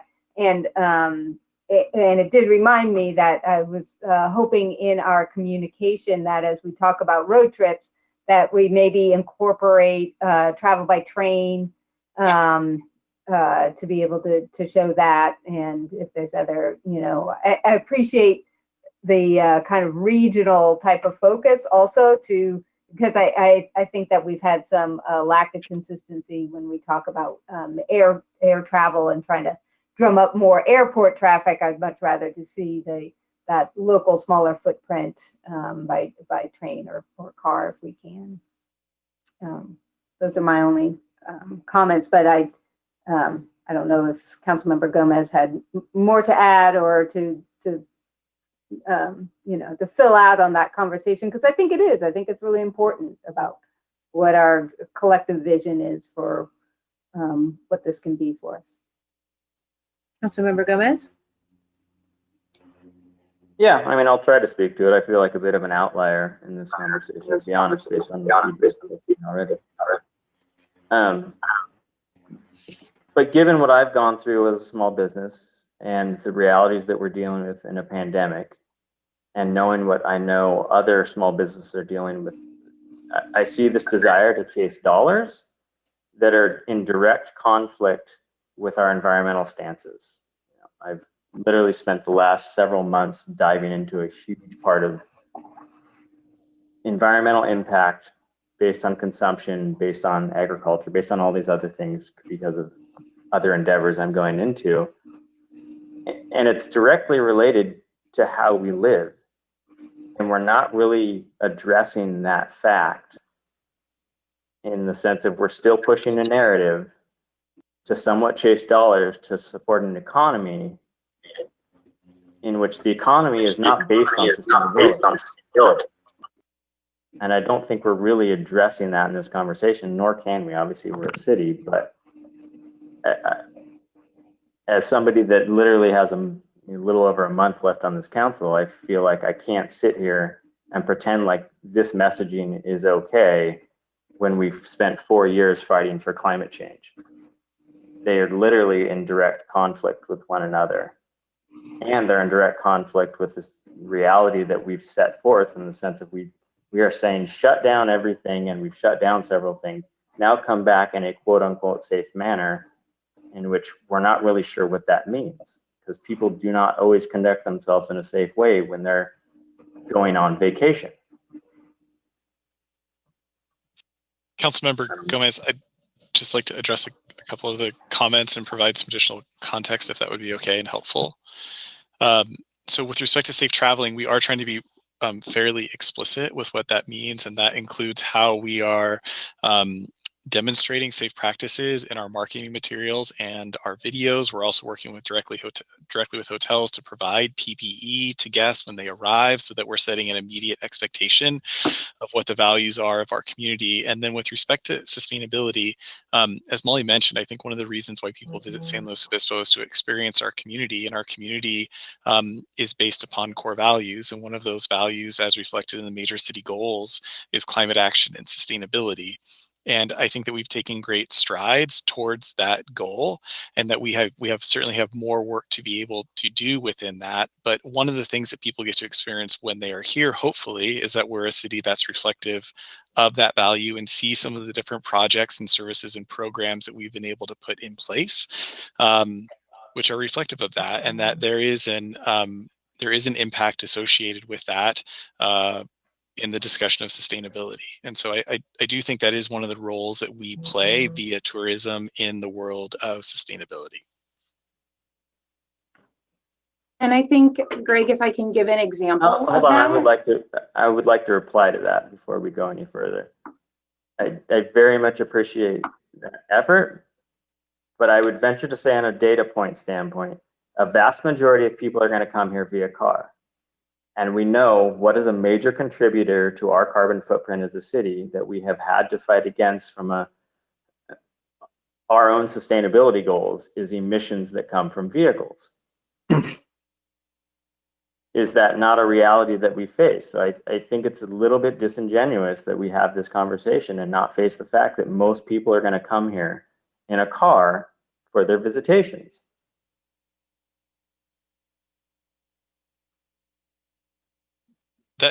That's accurate in the current reality.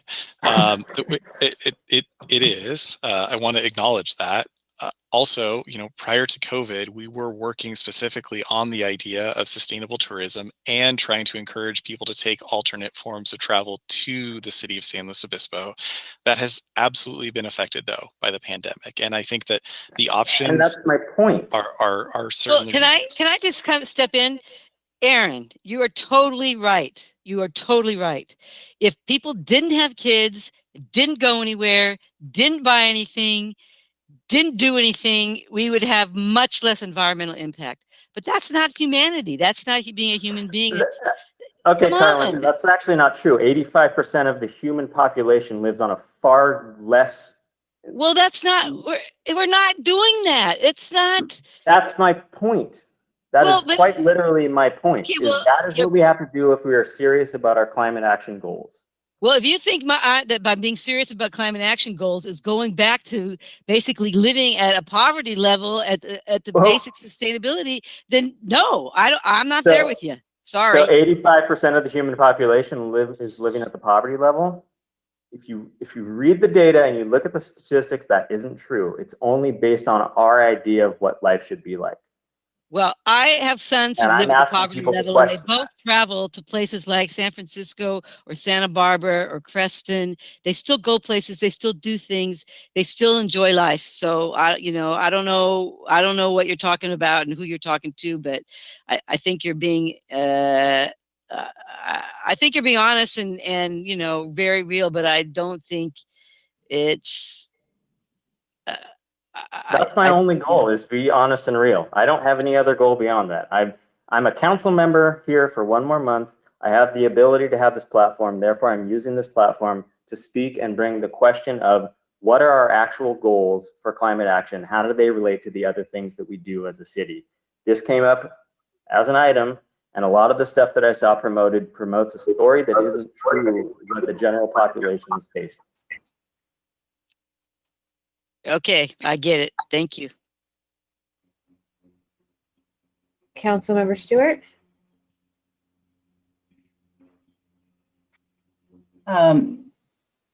So I've got a couple questions with that, but I guess if we're not stopping people from tourism, I think that, which one of our, we're looking at fiscal sustainability and responsibility, which is talking about our unfunded liability, but also looking at economic recovery and our small businesses that can survive through this COVID pandemic. I think we want to help them survive. So I think there's that. And then with sustainable transportation, I look at, Andy, what you mentioned around trains and trying to help people know there's more ways than using your car. And if you do get here, you can leave that car at the hotel. And let's talk about maybe the bike share program that we're talking about in a couple of months at the council. Or are there the hotels that have the bike share programs on their own, can we market those? So I'm just looking at how do we market the other forms of modality as a top priority so that it's exciting to come here and utilize all that, but you don't have to jump in your car when you come visit us. So maybe that's kind of a little bit of a combination. When I look at downtown vitality, that's also one of our major city goals. If we don't help our businesses have recovery and have thriving businesses, we won't have downtown vitality. So I think there's a combination of, we have to have a balance on everything that we do. And that's the hard part. If we were totally focused on any one of these issues, we may not be able to do the other issue as well. That's just my 2 cents. Madam Mayor, if I could just hop in for a minute and just. Can I hop in before you talk about anything? Just based on a response from Ms. Stewart? Up to the mayor. Based on any of that we just saw promotionally, did you see anything that was based around sustainability?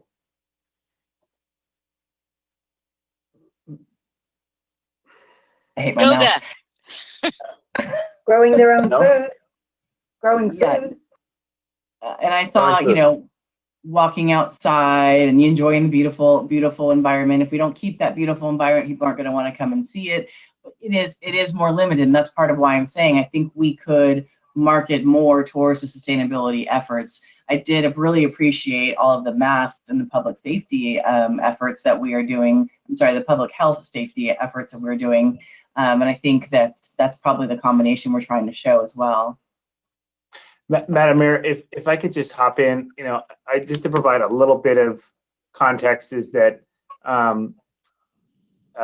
tonight, we're looking at the TBID report, and we've got the TBID assessment that follows on the annual report that we provided. We also got to contextualize this, that we have a climate action plan. We have a very aggressive climate action plan that is pushing for us, which is the most aggressive in the country that I'm aware of, to be carbon neutral by 2035. This effort lives within all of that. And so I think Councilmember Gomez is right. We're going to be in a period where we're going to have people coming San Luis Obispo who are going to be coming by car, or other methods that are going to be adding to GHGs. That is the mode that we're in. And that mode, and we have to continue to work on the transition. And those are the strategies that we're coming up in with our climate action plan that will tie us to that very ambitious goal of carbon neutral by 2035, along with a whole host of measures that we have in the CAP. So just to try to ground that in, that we're not ignoring some of those other objectives, this is certainly contextualized in that major city goal lens.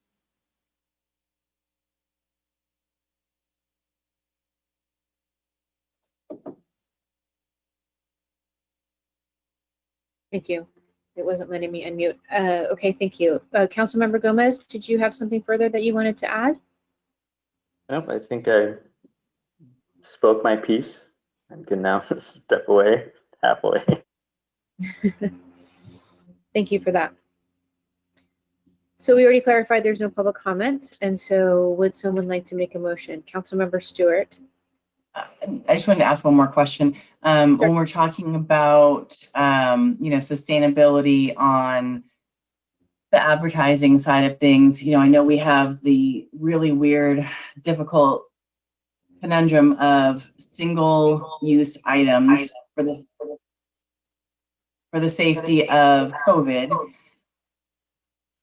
or trying to prevent COVID. And if everyone else besides Councilmember Stewart could please mute their microphones, that would be helpful. And sustainability as far as what is being used at the hotels. I think it would be great as we continue to roll out, welcome back, slow is ready. If there are ways, when we talk about the hotel sustainability programs that you mentioned, Molly, I think it would be great to share those programs a little bit more, because again, I think it's just sharing what we do with what we're doing right now. And I think that's, share the good things that we're doing beyond just come here. I think that's a good combination. So if there's no other comments, I am happy to move the recommendations as listed by the council. Listed by the staff on the staff report. Would you like me to read all 3 bullets, or are we good? You just move staff recommendation. Perfect. I'll second. City Clerk? Councilmember Stewart, Yes. Councilmember Pease, Yes. Councilmember Christensen, Yes. Vice Mayor Gomez, As a protest vote for the bigger issues that I've brought up, no. Mayor Harmon. Feeling kind of motivated to go with Aaron, but say yes. Councilmember Gomez, I feel like you have so much to say, and I know your time is drawing. Your time on council is drawing to an end, and I know there'll be a ceremony, of course, at the swearing in, but perhaps even at the next city council meeting, if there's something sort of bigger that you would like to share during public comment, maybe that would be a good time.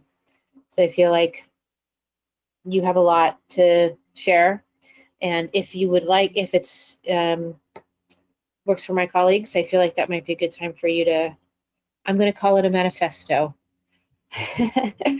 Feel like there's a manifesto in there, and I think it's important for people to hear, would be my guess. And so I would just like to invite you to consider that. I can't remember if that's your actual not quite your last council meeting, but a future council meeting before your term ends, if you would like to share in that way. I feel like that would be really valuable. So just want to mention that. I agree. That'd be awesome. Yeah, I think so too. Yeah. Okay. Then with that, we will move on to the public hearing before us is to receive the 4th quarter budget review. And so Finance Director Brigitte Elke and Principal Budget Analyst Natalie Harnett will please present the report. Madam Mayor, point of order. I'm just wondering, because it does seem like it's almost 8 o'clock. I'm wondering, should we take a quick break now and then come back and be able to go all the way through the budget? Yes, I was just trying to coordinate some popcorn at 8 o'clock, but that's fine. We can wait 5 minutes. I just didn't want to wait an hour. No, it's okay. No, let's be back. It's 7:53, so make it right around the top of the hour, around 8 o'clock or just after. See you back then. Thanks. I would like to bring this meeting back to order. And before we move on with our next item, I wanted to invite the city manager to speak briefly about the police chief recruitment before we move on. Derek, I know you wanted to speak to that tonight. Is now a good time, or would you rather do that after this item? I don't think he's back on yet. Okay. Then we will move on to the 4th quarter budget review.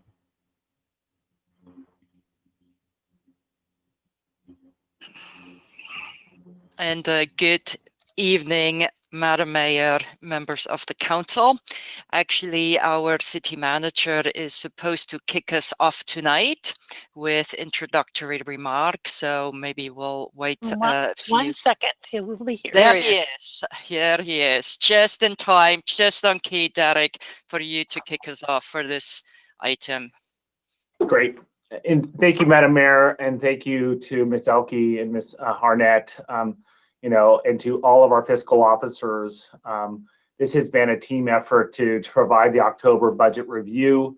If you recall back in, I think it was in early April of 2020, after we were taking stock of how to really work with our county partners and others to address the public health issues related to the pandemic. One of the exercises that we quickly had to engage in is, what are the fiscal implications related to the economic impacts from COVID-19? And as you know, and as we'll talk about tonight as part of the budget presentation, we had recommended to the council that we take the budget in kind of a two-step process.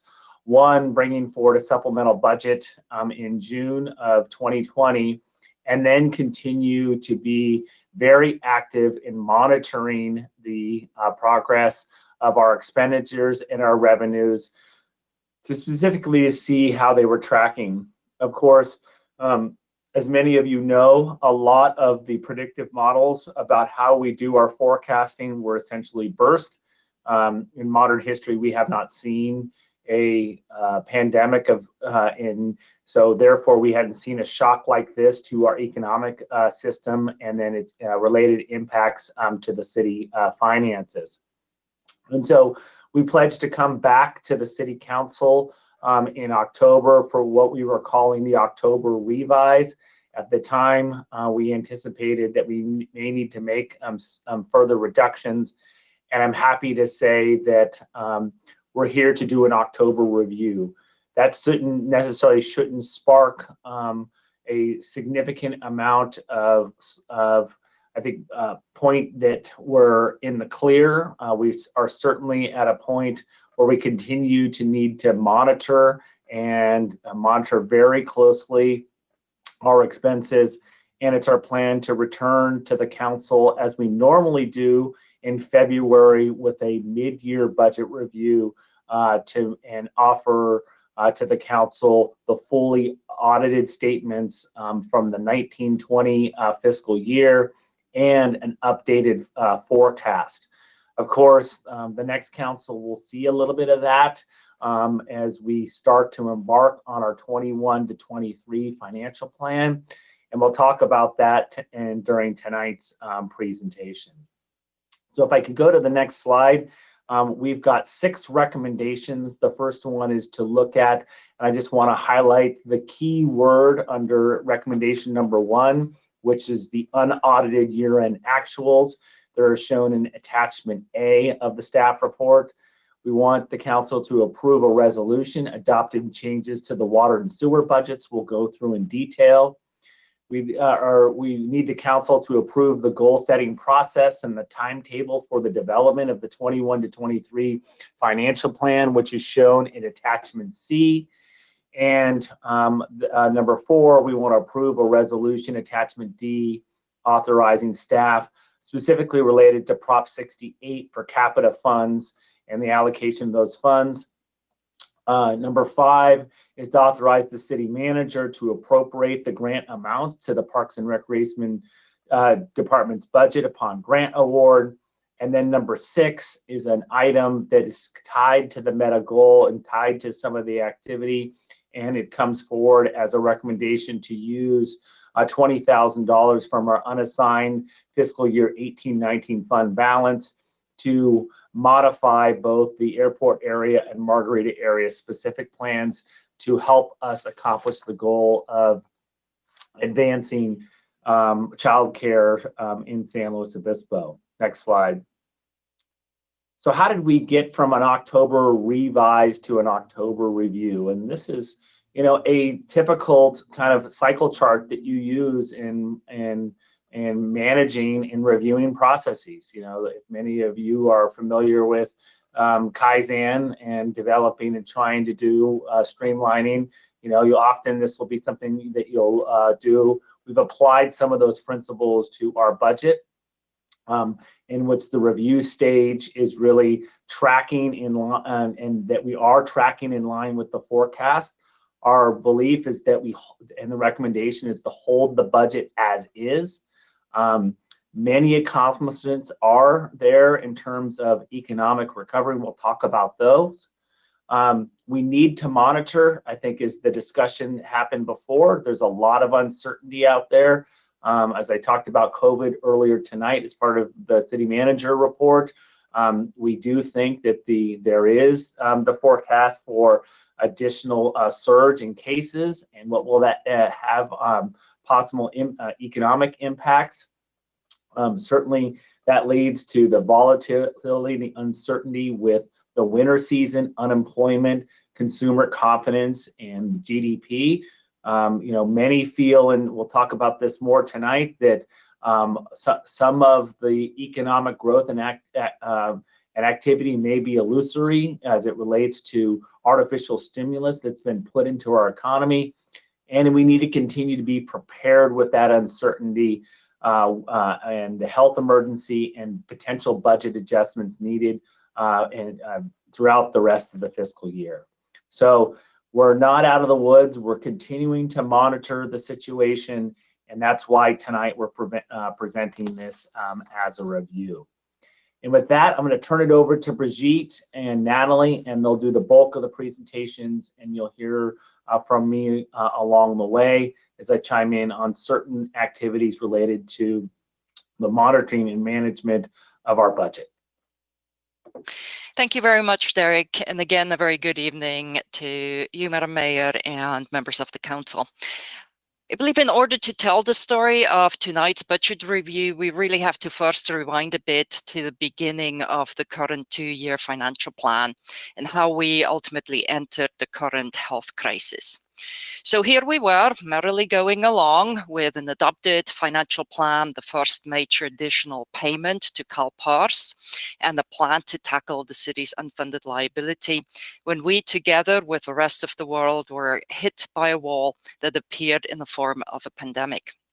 The resulting shutdown put a strain on the economy to which nobody was immune, including city government. The city was 3 months into the health emergency when we presented the 2020-21 budget to you, and the future was hazy at best. Fast forward another 4 months, and with the ongoing pandemic, many uncertainties remain. Next slide, please.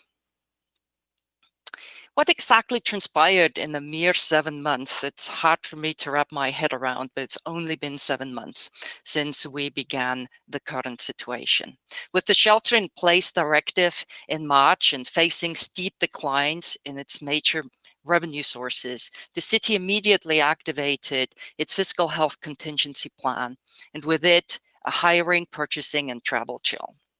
The council decided to retain undesignated fund balance from the fiscal year 19 and postpone the program CalPERS payment in order to preserve cash flow as we continue into an uncertain future. A reassessed long-term forecast required the city to reduce its original 2021 budget by $5.6 million in order to present a balanced budget, while losing the revenue gain to further pay on that unfunded liability. With the shutdown ongoing, staff was wary whether further measures needed to be considered after the first quarter of the new fiscal year. But at this point, as City Manager Johnson mentioned, we are glad to say that holding the course as adopted in June with a further review at mid-year is the most prudent course forward. And in other words, the assumptions placed on revenue reductions in June hold for now, avoiding further adjustments to expenditures and curtailment of adopted work programs and services as adopted back in June. However, the fiscal health contingency plan remains firmly in place, and constant monitoring of our revenue and expenditures are always key, but even more so as we move through the rest of this calendar year into 2021. Next slide, please. Part of the uncertainty in June was based on the lack of clarity on how the city would essentially end fiscal year 20. Not knowing whether the city could partially or fully reopen and how hard revenues would be hit by the shelter-at-home directives in the fourth fiscal year quarter left question marks on available reserve levels and the toll on the undesignated fund balance. Based on preliminary, and I have to stress this, unaudited financials, the city fared all right, as revenues did not experience quite as severe a hit as initially feared, and the activated fiscal health contingency plan lowered expenditures sufficiently below budgeted levels. Though carryover funding was approved, it was only available for committed and restricted funds. In order to further secure funding for unanticipated efforts in this uncertain time and to make sure it would be spent on the highest priorities, $391,000 was moved into venture and contingencies. The remainder of the funds will drop into the fund balance. And I have to again mention a grain of salt remains, as these numbers are not audited. The city is beginning the field work for its fiscal year 1920 audit this coming Monday, October 26th. Next slide, please.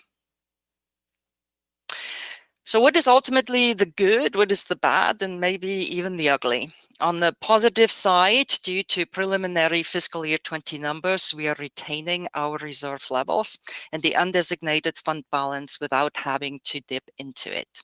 The freezing of this year's budget on 1920 levels, as well as the savings stemming from the third and final year of the fiscal health response plan, allowed us to adopt a balanced budget despite anticipated revenue shortfalls. Though uncertainties remain, staff does not feel that any additional adjustments to work programs and services are warranted at this very time. Again, hiring, purchasing, travel chills remain firmly in place as the health emergency is ongoing, likely into the new calendar year. In the meantime, we're keeping a close eye on revenue sources and will return at mid-year with an update and possible action items as needed. For right now, the anticipated gap against which we budgeted is not getting any wider from the data we see to date. Next slide, please. So the city was lucky, if we can actually term it this way, that it had enacted a fiscal health response plan to tackle its unfunded pension obligation. Having those saving measures in place positioned the city with a healthy fiscal outlook going into the pandemic. However, the intent of the fiscal health response plan was to achieve savings, to make additional payments to CalPERS, and to reduce the city's long-term obligations. Though we were able to make the scheduled payment last year and are holding this year's funding as well as the allocation to a Section 115 trust fund in reserves, the fiscal picture at the end of fiscal year 20 signaled that the third installment will not be achieved. The reality is further exacerbated by CalPERS investment returns ending at 4.7% by the end of June 2020, well short of the 7% average goal. This will have an impact on the city beginning in 2020-23. Coming through on this obligation remains a priority, and if at all possible, given the continued fiscal and economic outlook. And with that, I'm actually going to turn it over to your principal budget analyst for a long-term review, as well as a more detailed numbers on the current year's budget. Thank you, Brigitte. Can everyone hear me? Okay. So first, I'd like to present the city's general fund long-term forecast as adopted in the supplemental budget. The gray bars represent the expenditures, and the blue line is what the city's original revenue projections were. The orange line represents the forecasted revenues based on what we assumed about the pandemic impacts back in May. Some of these assumptions have held true, while some have not. For example, it was assumed that the local colleges would return at full capacity in the fall, which they have not. And the CSU chancellor recently announced that CSU campuses will continue with virtual learning for the academic term starting January 2021. On a more positive note, what we saw over the last 6 months is that the economy did have a quicker bounce back from the initial shutdown than what many economists thought, particularly in sales tax.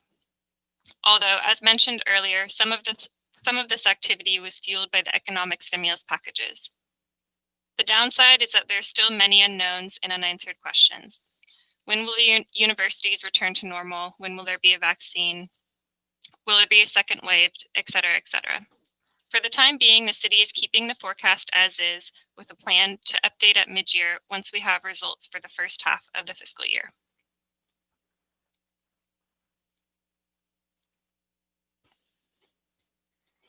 How did we balance the shortfall?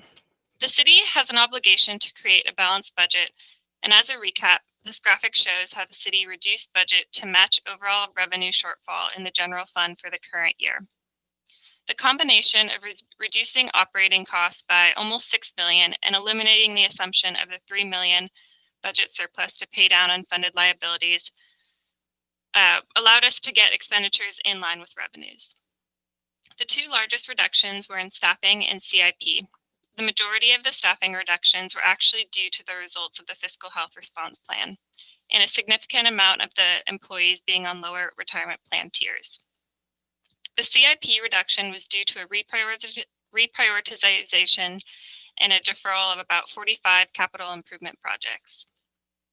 It is important to note that the tools used to balance the budget this fiscal year are not long-term fixes and do require trade-offs. Further discussion on how to balance the long-term budget forecast will come as part of the 21-23 financial planning process.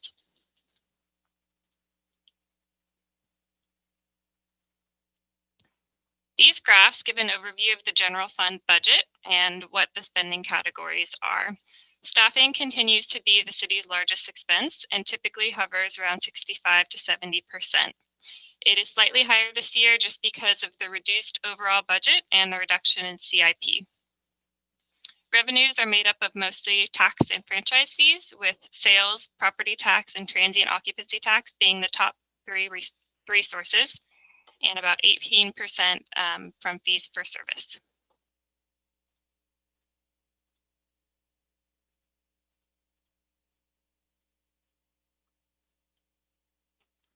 This table shows a consolidated expenditure overview for all of the city's major funds. The orange column is the original budget as adopted in the 1921 financial plan. The green column is the revised budget prepared last spring, and the red column highlights the variance between the two. As we saw in the previous slides, the general fund was able to lower expenditures by about 8%.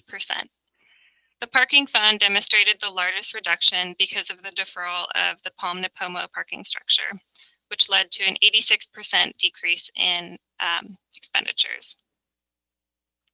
Measures we have taken for the time being have held. We feared we might be worse off than we are, but at this point, there's no need to reduce the budget further.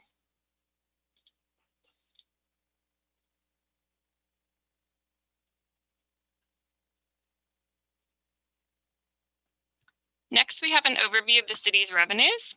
Tax revenues have taken the largest economic hit from the pandemic. Hotel occupancy rates remain below the normal levels, and sales tax, while picking up, is still not near pre-pandemic levels. I will also point out the parking fund. The parking division is at the front line of economic recovery and has implemented many incentive programs to help the local economy. This caused a revenue reduction of about 54% and contributed to the decision to defer major infrastructure projects and the use of debt financing at this time. The water and sewer funds both saw reductions of almost 10%. This was due to the deferral of previously approved rate increases that were scheduled to go into effect in July. These rates were deliberately deferred to help customers during the pandemic. Overall reduction across all major funds was 17%.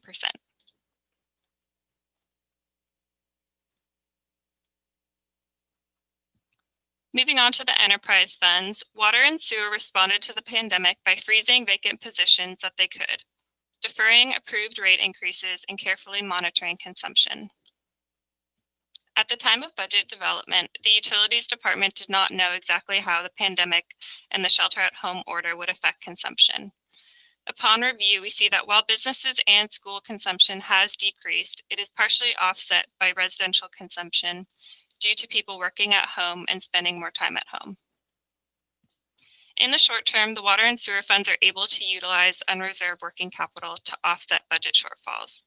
But there are long-term concerns and consequences associated with the continued rate deferral, as the funds need to maintain good bond ratings. The department plans to return to council in December to discuss the rates and provide recommendations.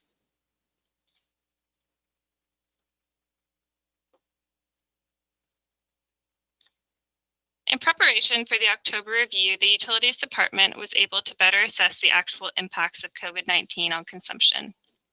While most of the assumptions hold true, the department expects an additional $400,000 decrease in the sewer fund due to the extended virtual learning at Cal Poly.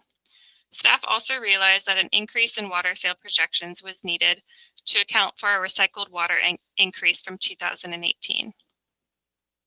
Staff is also recommending unfreezing 2 full-time regular positions that were vacant at the time of budget preparation. These positions were frozen because staff was unsure how demand would change during the pandemic. We now know that it has stayed relatively stable, and the department projects that the long-term COVID-19 impacts to demand will be less severe due to the increased residential usage. Remaining staff were able to take on the responsibilities of the vacant positions on a temporary basis, but the current distribution of workload has proven unsustainable, especially with newly adopted state laboratory standards and several large development projects in the works. The total fiscal impact to activate these positions is about $120,000.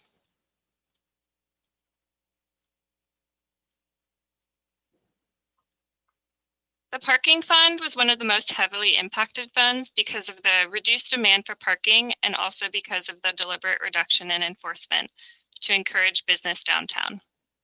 The revenue reduction is partially offset by a reduction in expenditures because less parking staff are needed, but it does not offset it entirely. The parking fund saw a budget shortfall of about $1.7 million in fiscal year 1920, which was covered by unreserved working capital. The parking fund expects to again utilize unreserved working capital this year if there is an additional shortfall. There are no immediate impacts to customers at this time, but the pandemic has put a pause button on needed capital infrastructure, such as the multi-million-dollar Palm Napoma parking structure. Staff will continue to monitor the parking fund and review projections again at mid-year.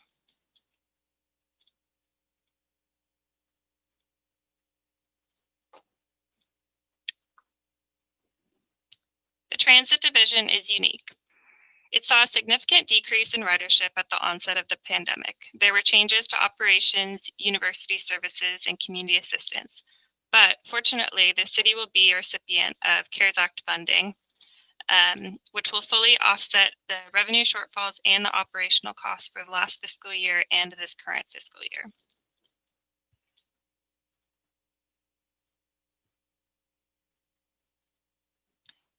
We also wanted to include an update on the retirement incentive.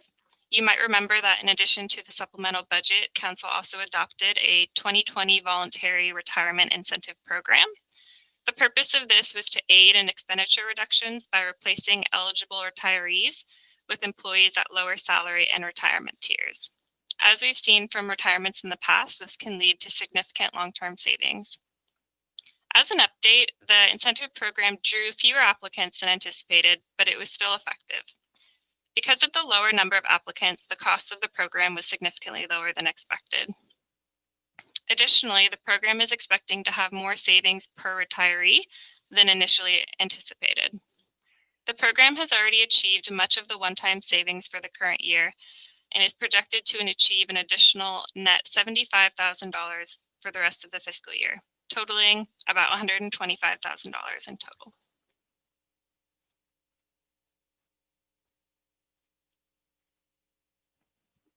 So, where to from here? This is a little of what the fiscal outlook looks like today. Tomorrow, it will probably be different. So, The more favorable sales tax results we've seen over the last 4 months will probably offset any additional losses in fee programs due to the extended closures and cancellation of programs.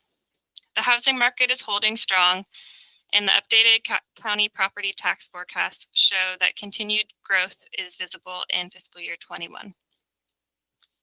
Tourism and hospitality remain a top concern. The city's responsibility to pay down unfunded liability also remains on the forefront and will need to be addressed as the year progresses. All the CIP projects that were deferred as part of the supplemental budget will continue to be deferred. And lastly, an updated long-term forecast will be presented to Council at mid-year. I will now hand the presentation over to your Deputy City Manager, Greg Herman. Thank you, Natalie, and good evening again, Council. I just want to take a couple of moments to go over some of the actions that the city has been able to take to support our local economy. If you want to go ahead and click on this document, this is a document that we assembled. It's available on the city's website. If you go to www.slowcity.org/COVID-19, you can access the document there as well. When the pandemic began, we immediately started taking action to support our local businesses. It was really a citywide effort, and so the efforts undertaken and discussed in this infographic spanned all city departments and eventually transitioned into the Meta Major City Goal, and that work continues on today. We've been keeping track along the way of what we've done and recently put that into a more graphical form so it's more easily understood. And I just want to highlight a few of the items this evening, and again, it's available for everyone online. If you want to scroll up, the first section is supporting businesses. We invested $1 million in the Open Slow program overall. I'll talk about some of the more detailed specifics a little bit later.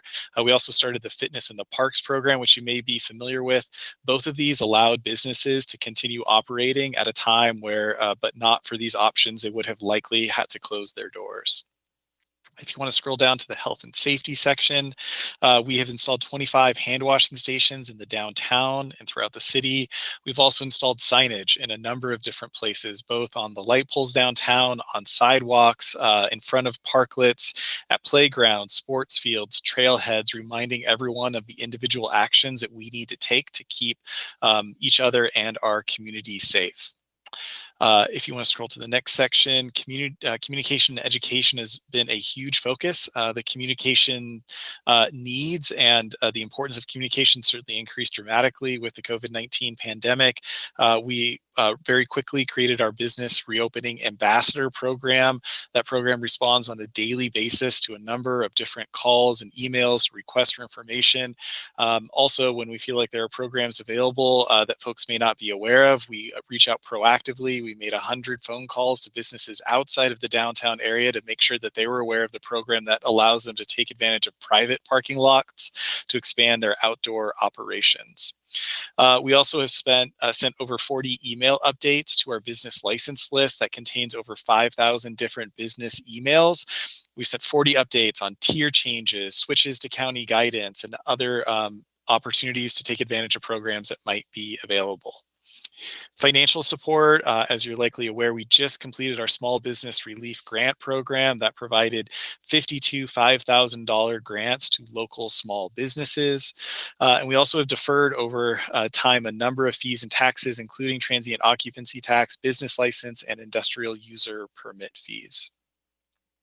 One of the things that we also did was survey businesses to understand what was important to them and what they wanted from their local government at this time. And one of the things that we heard very clearly is that they wanted support in marketing and promotion. So we scaled up a couple of different efforts. One of the early things that we did was creating various different maps to highlight the services that were available in accordance with the stage of reopening that we were at that given time. We did 3 different maps. In total, we had 400 different businesses list their business on those maps and had 22,000 views across those those different categories. And then more recently, that Slow Ready campaign that you heard about a bit earlier, that's a focus on our local businesses and supporting local. So far, we've had 300 impressions to date, and goes directly to supporting our local businesses. Another key element has been working with our partners. And so there has been near daily communication with Downtown Slow, the Chamber of Commerce, Hot House, SBDC, of which the city is a sponsor of those programs, to amplify the programs and services that are available to business from those organizations, and also to participate in the different webinars, calls that they host to be able to reach a broad audience.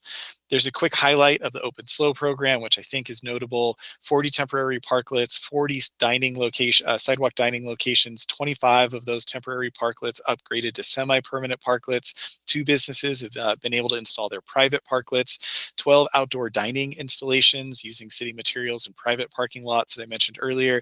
And that's in addition to the Dine Out Downtown program, which has installed tables, chairs, umbrellas, and sanitation equipment in our Mission Plaza to allow other opportunities for businesses to be able to take advantage of public spaces. At the very end of the report is a couple of different trend lines with economic data that we're keeping track of. So we want to be able to measure not only what we're doing, but the outcomes of those efforts. We receive this data on about a monthly basis. Some of it you've heard before, both through the tourism presentation and through the earlier part of this presentation. We'll continue to update this as we get more information and make that information available to the public.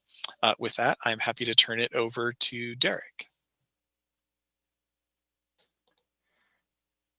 Great, thanks. Thank you, Greg. And part of the recommendations that we're bringing forward tonight, and there was some agenda correspondence that was issued yesterday, and this is specifically funding from undesignated funds for childcare amendments.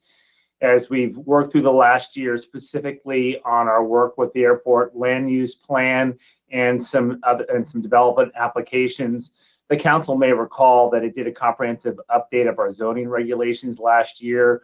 We carved out specifically some of the zoning sections and the standards related to the specific plans because under state law, they require a separate referral to the Airport Land Use Commission, which is time intensive and costly. Since then, and Councilmember Christensen has been briefed on this and is aware of this as liaison to the Airport Land Use Commission. We've seen some adjustments that are very positive, I think, that are more reflective of what we see in the Caltrans handbook. And so we think that there's an opportunity for the city to work in partnership with other property owners, and we're recommending that the $20,000 be allocated to support some specific text amendments in the Margarita and airport area specific plans to expand childcare opportunities. As you know, the city did fund initial tranche of funding that we were able to leverage in concert with our partners at First Five, with San Luis Coastal and Cal Poly and the county and others. That study is just getting underway. Nevertheless, we think that this is an important component of how we might be able to advance childcare in our city. Next slide. The next piece is specifically to amend the budget for additional funding sources and the allocation of our per capita funding from the state of California. You may recall from Prop 68, which was passed in 2018, allocated $200 million to 700 agencies. It's non-competitive, and we have a signed resolution that's required, and we're simply just asking for the council to move forward and make the appropriate appropriations as specified in the recommendations. Next slide. And this is the last slide of the presentation before we get to the recommendations and questions from the city council member. And I just want to take a moment to pause here and be hyper deliberative of going through conceptually. We'd love some feedback from the council tonight about the goal setting and budget process.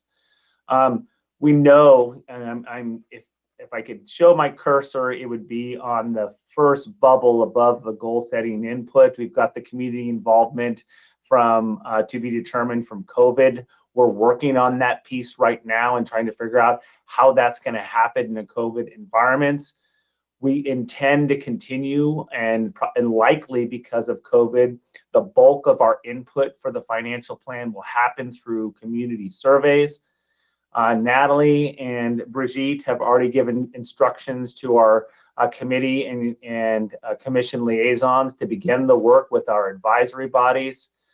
We can anticipate that we'll start to see letters from our community groups which in turn develop our current then we evaluate our current 2-year goals. We'll see letters from individuals. We'll provide the fiscal forecast. You'll see that in early January. And then you'll also have a chance to evaluate our long-term plans, goals, and policies. That's really the goal setting input section. The council goal setting workshop is scheduled for early February of 2021. And that'll be part of one of the first actions that the newly seated council takes at its meeting in early December when it decides the council calendar. We've baked into the council calendar the budget plan for the 21 to 23 financial plan. And then once we've decided, or you've decided, as the council decided, the major city goals and the priorities for the next year, staff will begin budget preparation and development of the major city goals and work programs. We're scheduled to come back to the council in early April of 2021. And then, as you can see in the preliminary budget, we'll bring it forward in early June. That includes the general fund and all the enterprise funds, including the capital improvement program, which will be reviewed by the Planning Commission. And we anticipate a financial plan approval and appropriations for the 21-22 fiscal year as part of that adopted budget. So this looks very similar. It's that first bubble and piece about community involvement, which has traditionally been the exercises that we've held at the Ludwig, that we're still trying to evaluate what's the best way during a pandemic environment to get the input. A lot of this will depend, and I think we'll look for council input depending on the fiscal outlook of the city. Some of it will largely depend on what happens with Measure G and what's the position that we're in. Those will be, I think, determinative factors that the council will have to evaluate in terms of what are the expectations that we're creating with the community. And certainly wanting to match up those expectations with our financial position to make sure that we're not asking for the community to give us input on perhaps ideas that we're not able to bring forward. So with that, I'll go to the closing slides and won't go through all of the recommendations. Here are the 6 recommendations that we started the presentation with. And I want to thank the council for your time, and to Ms. Elke and Ms. Harnett for the presentation. And we look forward to any questions that you may have about the presentation today. And just really, if there's any sort of takeaway, it's the forecasts are holding. We're not recommending any adjustments at this time, and we'll continue to monitor, and we'll return back at mid-year in February 2021. Thank you so much, Derek, and thank you so much to your whole team. We just have so much to be proud of in a lot of areas, but in this one, I feel like in particular that we've been able to close the $8 million funding gap in last cycle, and our budget is balanced, and it continues to be balanced. It's huge. So thank you to everyone that's been such a huge part of making that happen. It's great. I just wanted to start by saying, first of all, I'm grateful to see the appropriation of the $20,000 around the childcare support. I think we all know how important childcare is in our community. It's certainly important coming into COVID, but has become even more so. So I'm grateful, and hopefully we can have a discussion about that, and hopefully that can come through. But I just wanted to start and then open it up to my colleagues. I just wanted to make sure that the letter from the chamber I thought was actually really helpful. What about expanding more, using more funding for the parklets, tenant improvement, business grant, landlord, rental dispute mediation, all of their lists, parking changes, and those types of things to get people to build more of an infrastructure. Can we carve off more funding than we have to support folks in this challenging time, or what's your thinking on that? Madam Mayor, members of the council, great question, and appreciate the comments that come in about their financial position. If you recall, back in March of 2020 of this year, when the council was evaluating two key pieces of audited one-time funding from the 18-19 fiscal plan, which was about $6 million, rather than allocating $4.2 million to CalPERS and about $1.8 million for one-time expenses, it authorized the city manager to use that funding for the purposes of addressing the impacts of COVID. And since then, we've augmented some of the funding that the council appropriated as part of the supplemental budget and financial plan, specifically for parklets. We'll be funding some additional investments in the downtown, specifically around the holiday season. Many of you know that that the downtown SLO has announced that we're not going to be moving forward with the parade. So we're trying to bring forward some activities in the downtown that will draw people to the downtown in a very safe way. I've worked with both Lee Johnson and Greg Herman. He can certainly provide some more details, but the requests of the chamber specifically, those types of requests could be addressed through that one-time tranche of funding. So for example, you may have seen just today that we made some further modifications to allow for bicycles on Monterey Street out in front of Giuseppe's and Finney's, because we noticed that there were some impacts there. We're thinking through, do we need to provide funding to support businesses with outdoor dining or other experiences during the winter months? You may have seen that today, I think it was actually yesterday, that we announced that the first 2 hours of parking is free in the structures through the end of the year, to try to encourage people and to come downtown. So we've tried to stretch in many different ways to help the business community. And the examples that the chamber has provided is certainly, I think, within the authority of what the council has granted to the city manager to allocate funds and be nimble and responsive to those types of specific requests. So that was a yes? That's a yes, a long yes. Yeah.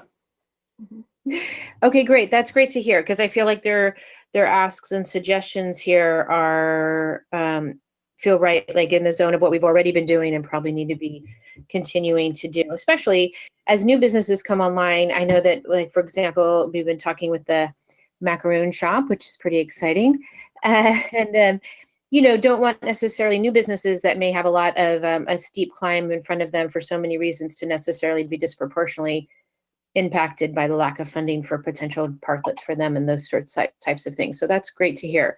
Okay, do any of my colleagues have some questions? Councilmember Pease. Great, thank you so much. I agree with the accolades for the great work on planning ahead and responsibility to put us in the place where we are now.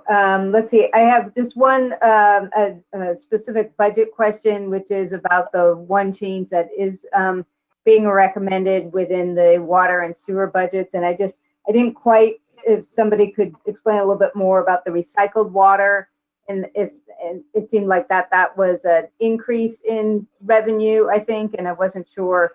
I just didn't understand the background of,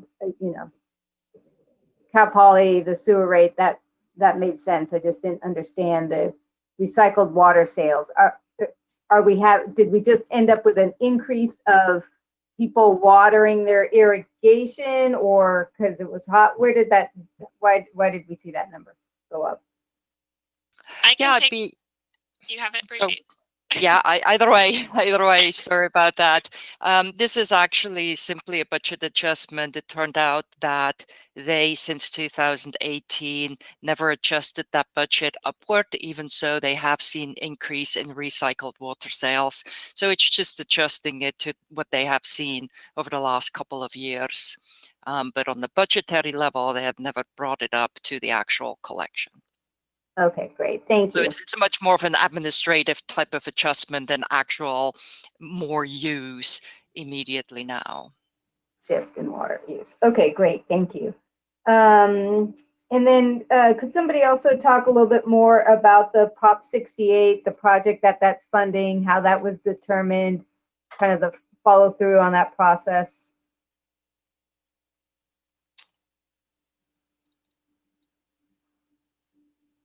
I believe we've got Shelley on the line, and Shelley, looks like you're an attendee. I don't know if you're also staff. I'm now unmuted. Okay, there you go. This is Shelley Stanwyck, your Assistant City Manager. And this is an allocation that is one in which we, by formula, receive an allocation, and Parks and Rec staff have assessed, given the parameters of this grant allocation, an expenditure that they will be recommending, and it would go through a public process where the neighbors and all members of the community would be able to comment on it. But the plan is to try and install 2 pickleball courts at Mitchell Park. That is a park that would benefit from significant increased activation of positive activities.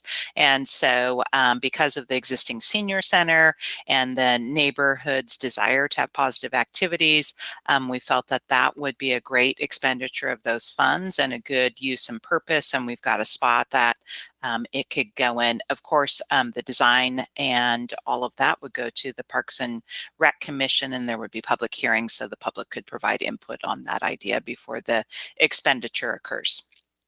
Awesome. Okay, thank you for that, because I wasn't clear about where in the process that was. So that makes sense. So the money is there, but the project itself will still get evaluated.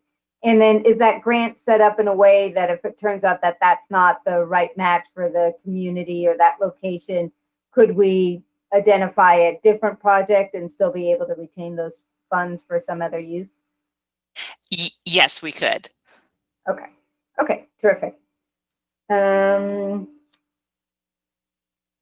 have some questions, or probably more thoughts about the process for the budgeting, but I think it's more discussion items. So I'll wait until we get to that point to, just some ideas for how we come up with major city goals and that type of thing. Okay, great. Thank you. I don't see anyone else's hand up. City Clerk, do we have any public comment? We have one. Ty Safrino? Ty Safrino? Yes. That works. So, Madam Mayor and council members, good evening. I'm no longer going to be whining about my 6 a.m. East Coast calls after going through this with you guys. I'm Ty Safrino. I'm the CEO of Trust Automation and the Trust Children's Center, known as TCC to us. In December of 2019, we started operating at our new facility on Venture Lane. Originally, it was referred to as the Dioptics Building, which we now occupy. We started a process to build a 2.5 times larger children's center at the new business with the blessing of our landlords there. And this new center will provide initially for about 20 Trust Automation children and or friends, as we refer to them, and 25 community children. And the age goes from 6 weeks to the start of kindergarten. While in the planning process, we discovered that the current airport-specific plan only allows for 14 children of employees, and which is obviously a complication in trying to do what we're trying to do. And fortunately, though, after working with our mayor and the city staff, we learned that this was a rule which is dated and has a mixed history of why it's in place. And it's also deviating from the county's airport land use. but it generally makes operating a licensed independent childcare center anywhere in the airport and the Margarita area specific plans economically unfeasible. And as you are all aware, with the major city goals, it's hard enough on the childcare side. Our children's center is extremely fortunate that it gets to piggyback onto the trust automation company that Trudy and I own and operate, and it allows us to subsidize a lot of what we view is the right kind of childcare, not to in a negative way, but a way that which we feel good about operating a childcare center for both our people and for the community. So not only does this recommendation by staff help us, which it definitely does, we're kind of at the front of needing a change, but it'll make it more economical for anybody who wants to start a center or operate centers in these specific plan areas. And as everyone is aware, anything we could do on the healthcare side is extremely beneficial, even to us. The $20,000 that's allocated to this, actually for us, this is one of those areas where it's more expensive for us to do it and push it through independently. And I would really like to use that money on the center, and hope that you'll see that it could make its way into the budget per the staff recommendation to help us out and help everyone else out who wants to do this. Thank you. Thank you so much. City Clerk, did you say that was our only public comment on this item? No, we have one more, Molly Kern. Okay, great. Thank you. Hi, Mayor Harmon and council members. This is Molly Kern speaking to you on behalf of the SLO Chamber of Commerce.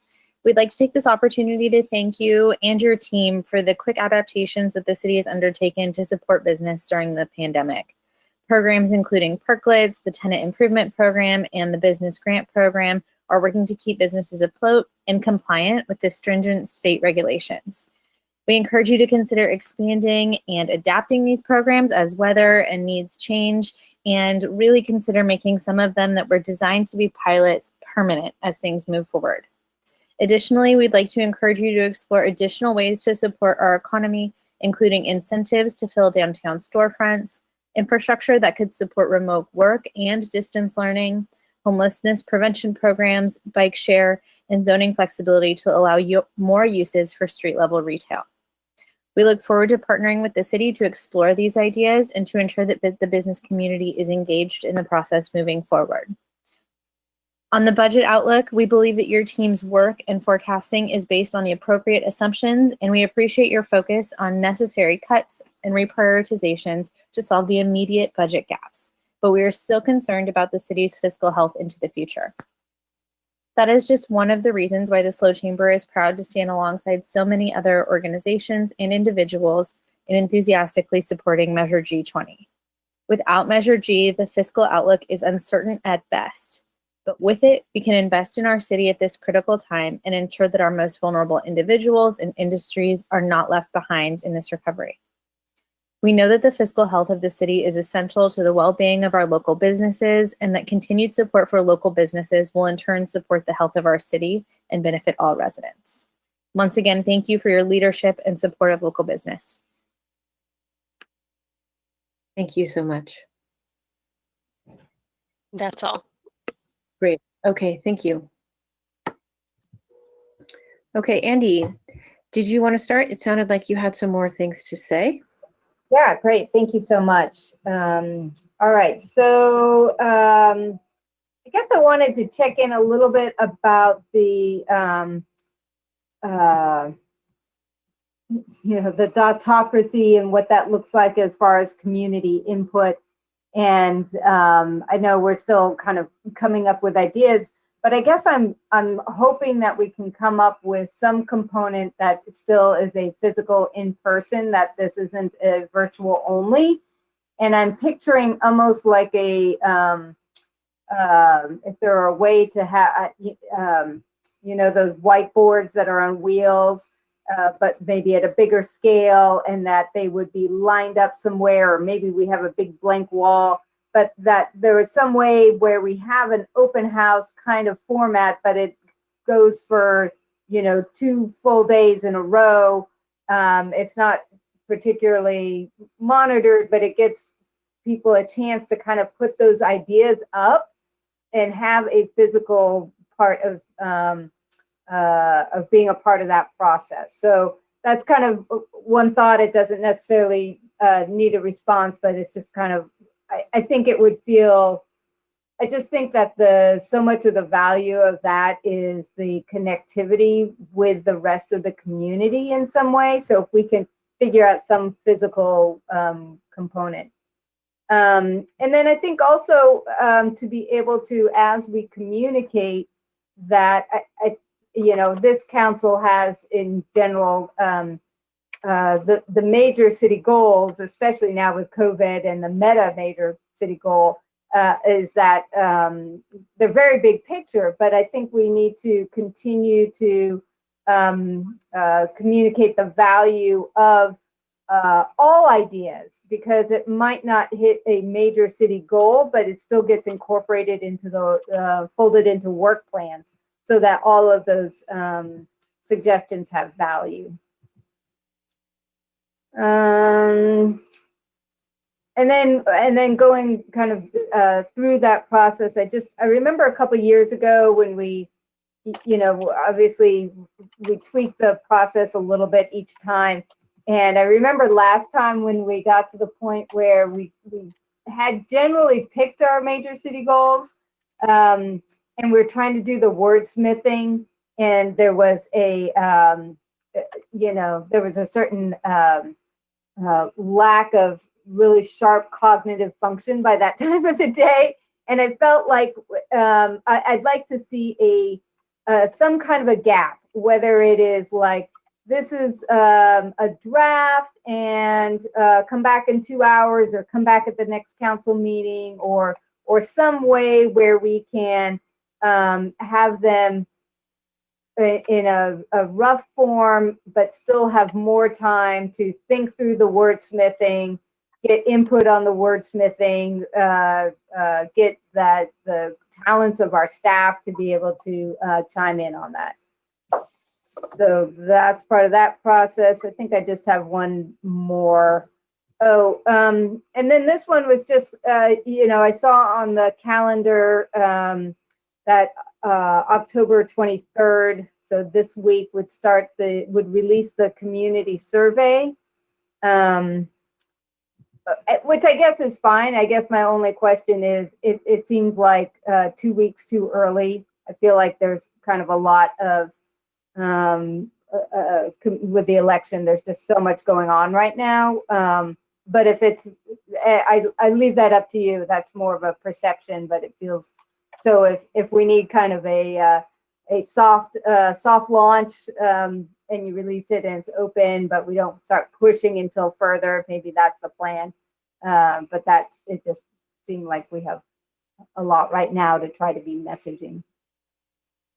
So I think those are the comments that I wanted to make in terms of next steps.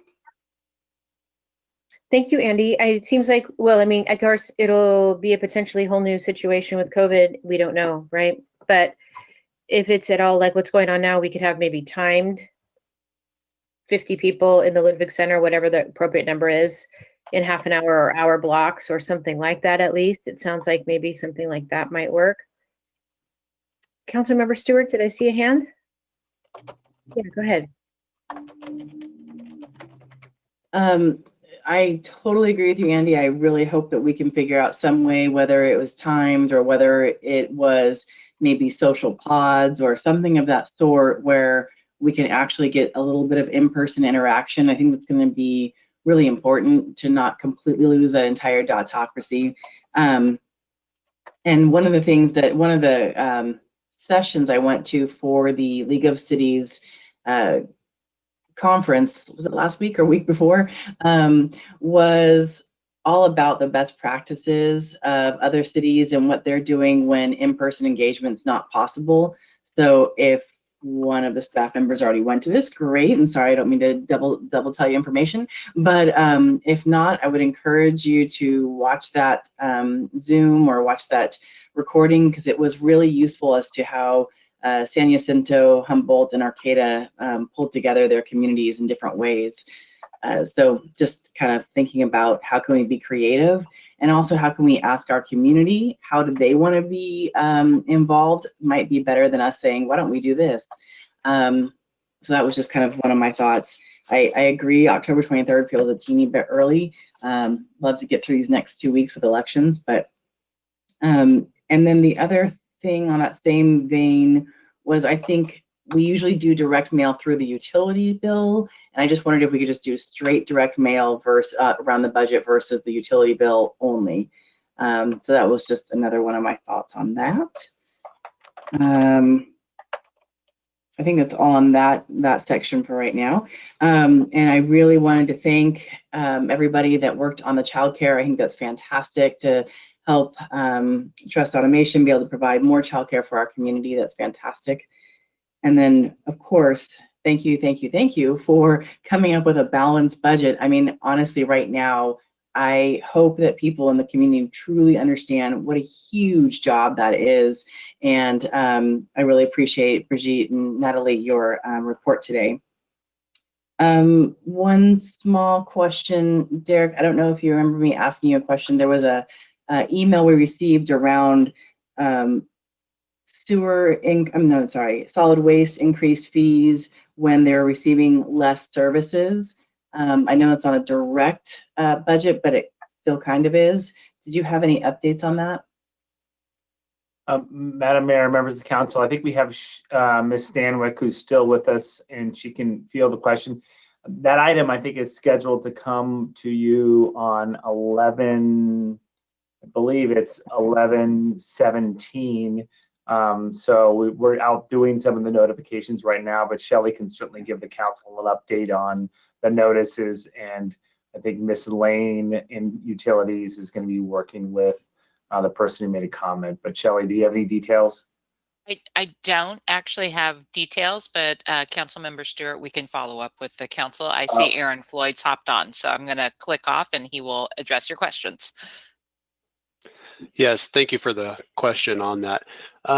2 parts on that. The first one, we will be bringing back the solid waste interim year rate adoption on the 17th of November for council's consideration on that. And yes, we did. We are currently drafting, and it will go out tomorrow, a response to the community member that did raise those questions to highlight those summarily. The first one was on the decrease in services related to COVID. That has been a struggle for the garbage company right now, as several members of their staff were fighting COVID. We have not seen any, though. They actually reprioritized the workforce that they did have available, and they didn't have any decrease all the way through the pandemic to date. So I have to give them some serious accolades for that. With our curbside pickup services on that, but they did have to reprioritize their efforts on those larger pickup days. We are still working, though, as staff on some alternatives to see what we can do to assist the community with that. The other one was a question about one-time expenses that were being contemplated, and again, we will be bringing this further for the community in greater detail on the 17th, but the question was in regards to the consideration of I believe it's a 1.69% increase for a one-time update to the rate agreement. And the question on that was, is it an ongoing expense? And with any rate setting process, we do start at the very beginning of it, and we understand costs and expenditures from there. So that cost will not be continued on with in future rate setting conversations. It's a one-time only expense. And we will have that response going out tomorrow. Great, thank you so much. And wow, no more COVID beard, huh? No, we'll take that offline. We'll talk about that later. Thanks, Councilmember Stewart. Yeah, thank you for that answer. I really appreciate that, and I'll look forward to hearing more about that on the 17th. And the only other question, I think Mayor Harmon's question answered that for me around the homeless services, and that's really going to be more out of the CARES money to be able to help more individuals who are unhoused than necessarily the budget as is. Is that correct, City Manager?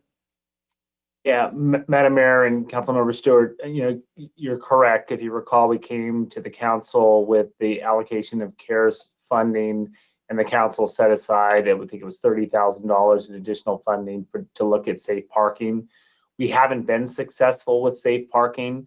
And so we had a meeting just earlier today about some of the cleanup activity and making sure that we continue to have appropriate shelter to place people in lieu of camping. And so we're in the final throes of working through the details that would be able to support additional options besides 40 Prado, consistent with all the CDC guidance. And so that seems to be a higher priority. I am optimistic that, we've heard from our county administrator, Wade Horton, and others that they plan on making some resource allocations after the first of the year to really start to centralize support for homeless services. And, I suspect, just given the gravity of the situation, that the city at some point is going to have to make an in-kind commitment of some sort of staff position in our city. I think if you don't know, I'll convey to the council, you may have heard this for those that attended the league conference, but what we're experiencing here in California is unprecedented, and it's being experienced throughout the state of California. I just got this will be lovely nighttime reading, and we'll be distributing this to the entire city council. It's the United States Interagency Council on Homelessness just released its new toolbox for a whole government response to homelessness. So you've heard me talk about this many a time: roles, responsibility, what are our roles, what's the county roles, what's the state's role. And this is a document that starts to get into it with 6 key strategies for all of us to be working on. The stats in this document are just frankly alarming about what we're seeing in terms of homelessness and the growth of homelessness that is clearly eclipsed the resources that are available. So in the budget context, this will be something that I think the next council is going to have to confront in terms of how we're going to be partner and meet the county where we need to meet the county and the state in our role and responsibility. If I could take the opportunity, I know many of you have also inquired. I think this came up in the supplemental budget process. If you recall, back in March 2020, we had some resources that we were setting aside to make sure that our city attorney's office was supported. I've been working with the city attorney's office along with our HR director. We have a plan for one-time resources to fund that work through June 30th of 2021. And then if finances and the conditions are in a way that support it, we may be making some recommendations in February 2021. But that depends largely on how the economy continues to evolve. And I think some key questions about, where we are, with the state budget, et cetera. So I think I've gone a little bit beyond the scope of your answer, but I think that, there were some key things that I just wanted to share with the council. I appreciate that very much. One of the other sessions I went to was the Home for All, and what San Mateo County is doing, and just trying to look at different best practices within all of California and what we can do to help the individuals who are unhoused, but also keep everyone else safe as far as public safety, et cetera, and public health. And then I also just wanted to say thank you so much for holding the increase on the water and sewer fees as people are dealing with, their own personal budgets due to COVID and loss of jobs, et cetera. I really think that's great. I know we have to balance the debt service ratio, but I do appreciate you helping our community right now. And then back to the budget conversation or community input conversation, I forgot to ask, do you always print in Spanish and English when putting out community engagement documentation? or surveys? We certainly have the capacity to do that. I think we have nearly 50 individuals in our city, maybe a little bit off, that we pay bilingual pay to do translation services for the city and all departments. And so, this is certainly one of the outgrowth of our conversation in the DEI work, both internally and at the task force. I would not be fully transparent if I didn't say that we're still working on it. It's a work in progress, and I think it's something that we're going to have to evolve and probably get more really perfect over time. Great, thank you. It's our intent to do it. Great, thank you very much. All right, any further questions from my colleagues? City Clerk, did we have any public comment? No, we already did that. Okay, right, so we're good. Okay, well, I'm in full support, and I just in full support and appreciation, especially with the additional consideration for all the known and potentially still as yet unknown challenges around COVID and some funding for that. And also very appreciative of the funding that is going to support not just the specific childcare that we spoke of tonight, but right, it has the potential for childcare in other zones, which we desperately need so much. So would someone like to make a motion or any further discussion?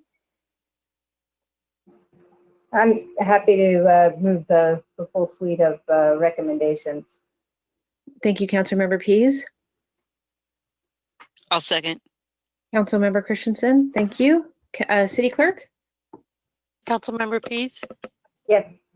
Councilmember Christensen? Yes. Councilmember Stewart? Yes. Vice Mayor Gomez? Yes. Mayor Herman? Yes. And with that, it passes 5-0.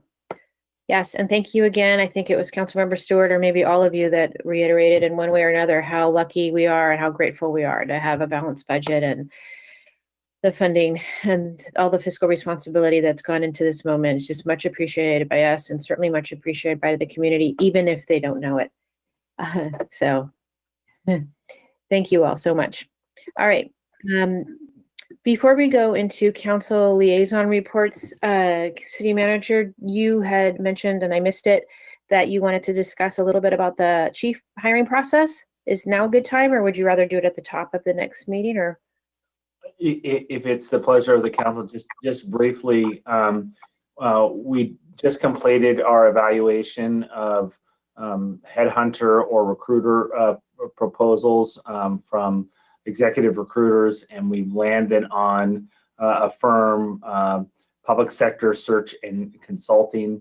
They have done placements throughout the United States of police chiefs, both in the Pacific Northwest, back east, in the South. They demonstrated through the interview process that they had an understanding of our city, understood the background and issues that our city was confronting, and at the same time very familiar with the national narrative and some of the qualities that we're going to need in a police officer to be able to navigate through some of the conversations moving forward.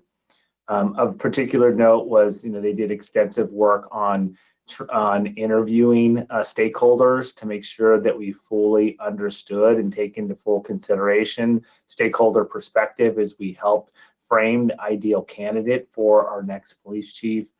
And that, coupled with the fact that they have a robust process for training the interview panels and through both online modules and in-person training, to make sure that to the extent we can, trying to reduce implicit bias in the process for determining the best candidates. So I'll be kicking off the process tomorrow with the executive recruiter, walking through the recruitment planning time frame. The way that we're proceeding tomorrow is the kickoff.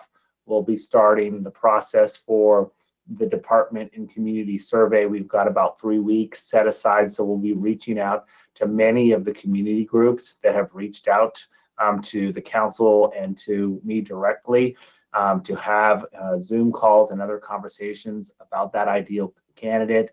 By early December, we'll have developed the ideal candidate profile, and then our plan is to really postpone the advertisements or the broad distribution of the opportunity until after the first year. It's just been our experience that during the holiday season, we just really, it's hard to get traction, and we want to make sure that we have the best chance for getting the best candidate. And then really through the months of January through early February, be a lot of outreach and recruiting, and then candidate evaluation.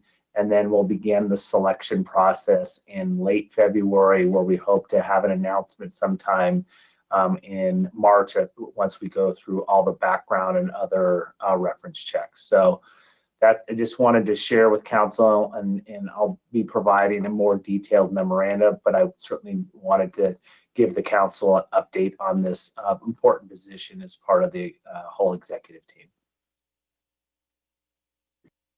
All right, thank you so much for that.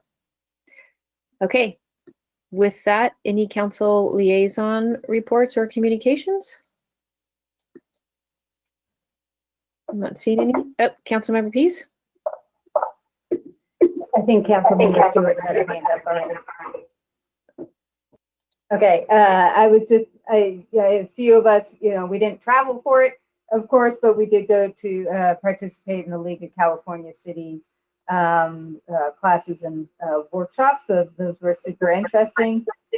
And yeah, I think that's all. And then I did participate with and a couple of us did on the NAVO Speak Out, the National Association of Women Business Owners, a forum to be able to hear issues and concerns of women business owners. Councilmember Christensen.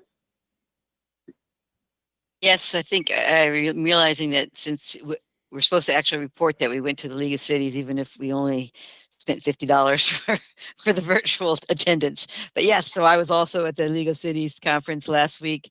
That was virtual, so I was actually not going anywhere. I was here, and I attended all the sessions I signed up for, and learned a lot of good stuff. And one of them is that idea of hybrid council meetings I was talking about earlier, and just a lot of things that different communities have gone through with regard to not only COVID, but in terms of the Black Lives Matter movement, as well as same things we're dealing with: budget, wildfires, power shutoffs, everything. So as usual, you learn that lots of people are going through the same things we are, and some of them are coming up with great ideas as we are. And some of them are really struggling, as we do with some of our things too. So it was, as usual, a good connection with other city councils and other cities that are going through a lot of the same things we are. Wonderful. Councilmember Stewart. Similarly, just I already kind of shared a little bit about the League of California Cities conference that I went to. Or attended, I should say. Also continued to learn on some more options for affordable housing and other opportunities for the unhoused, and also just the public engagement process around that as well, because many people in our community have different ideas of how we can solve some of those challenges. And then I individually signed up for the African American Caucus last year, and I went to the meeting again this year. We are starting a small subcommittee. It kind of got postponed with COVID, so we're doing it again with predominantly white cities, and how do we work with African Americans in this role is different than you would if you were in LA or some larger urban area. So just talking about how can we work with best practices together, and that's our next steps. All right. Thank you, everyone. We will adjourn. The next city council meeting will be a closed session meeting on Tuesday, November 10th at 5 o'clock via teleconference, and the next regular city council meeting is scheduled for Tuesday, November 17th, 2020 at 6 p.m., also via teleconference. Meeting adjourned. Have a good night. Good night, everyone.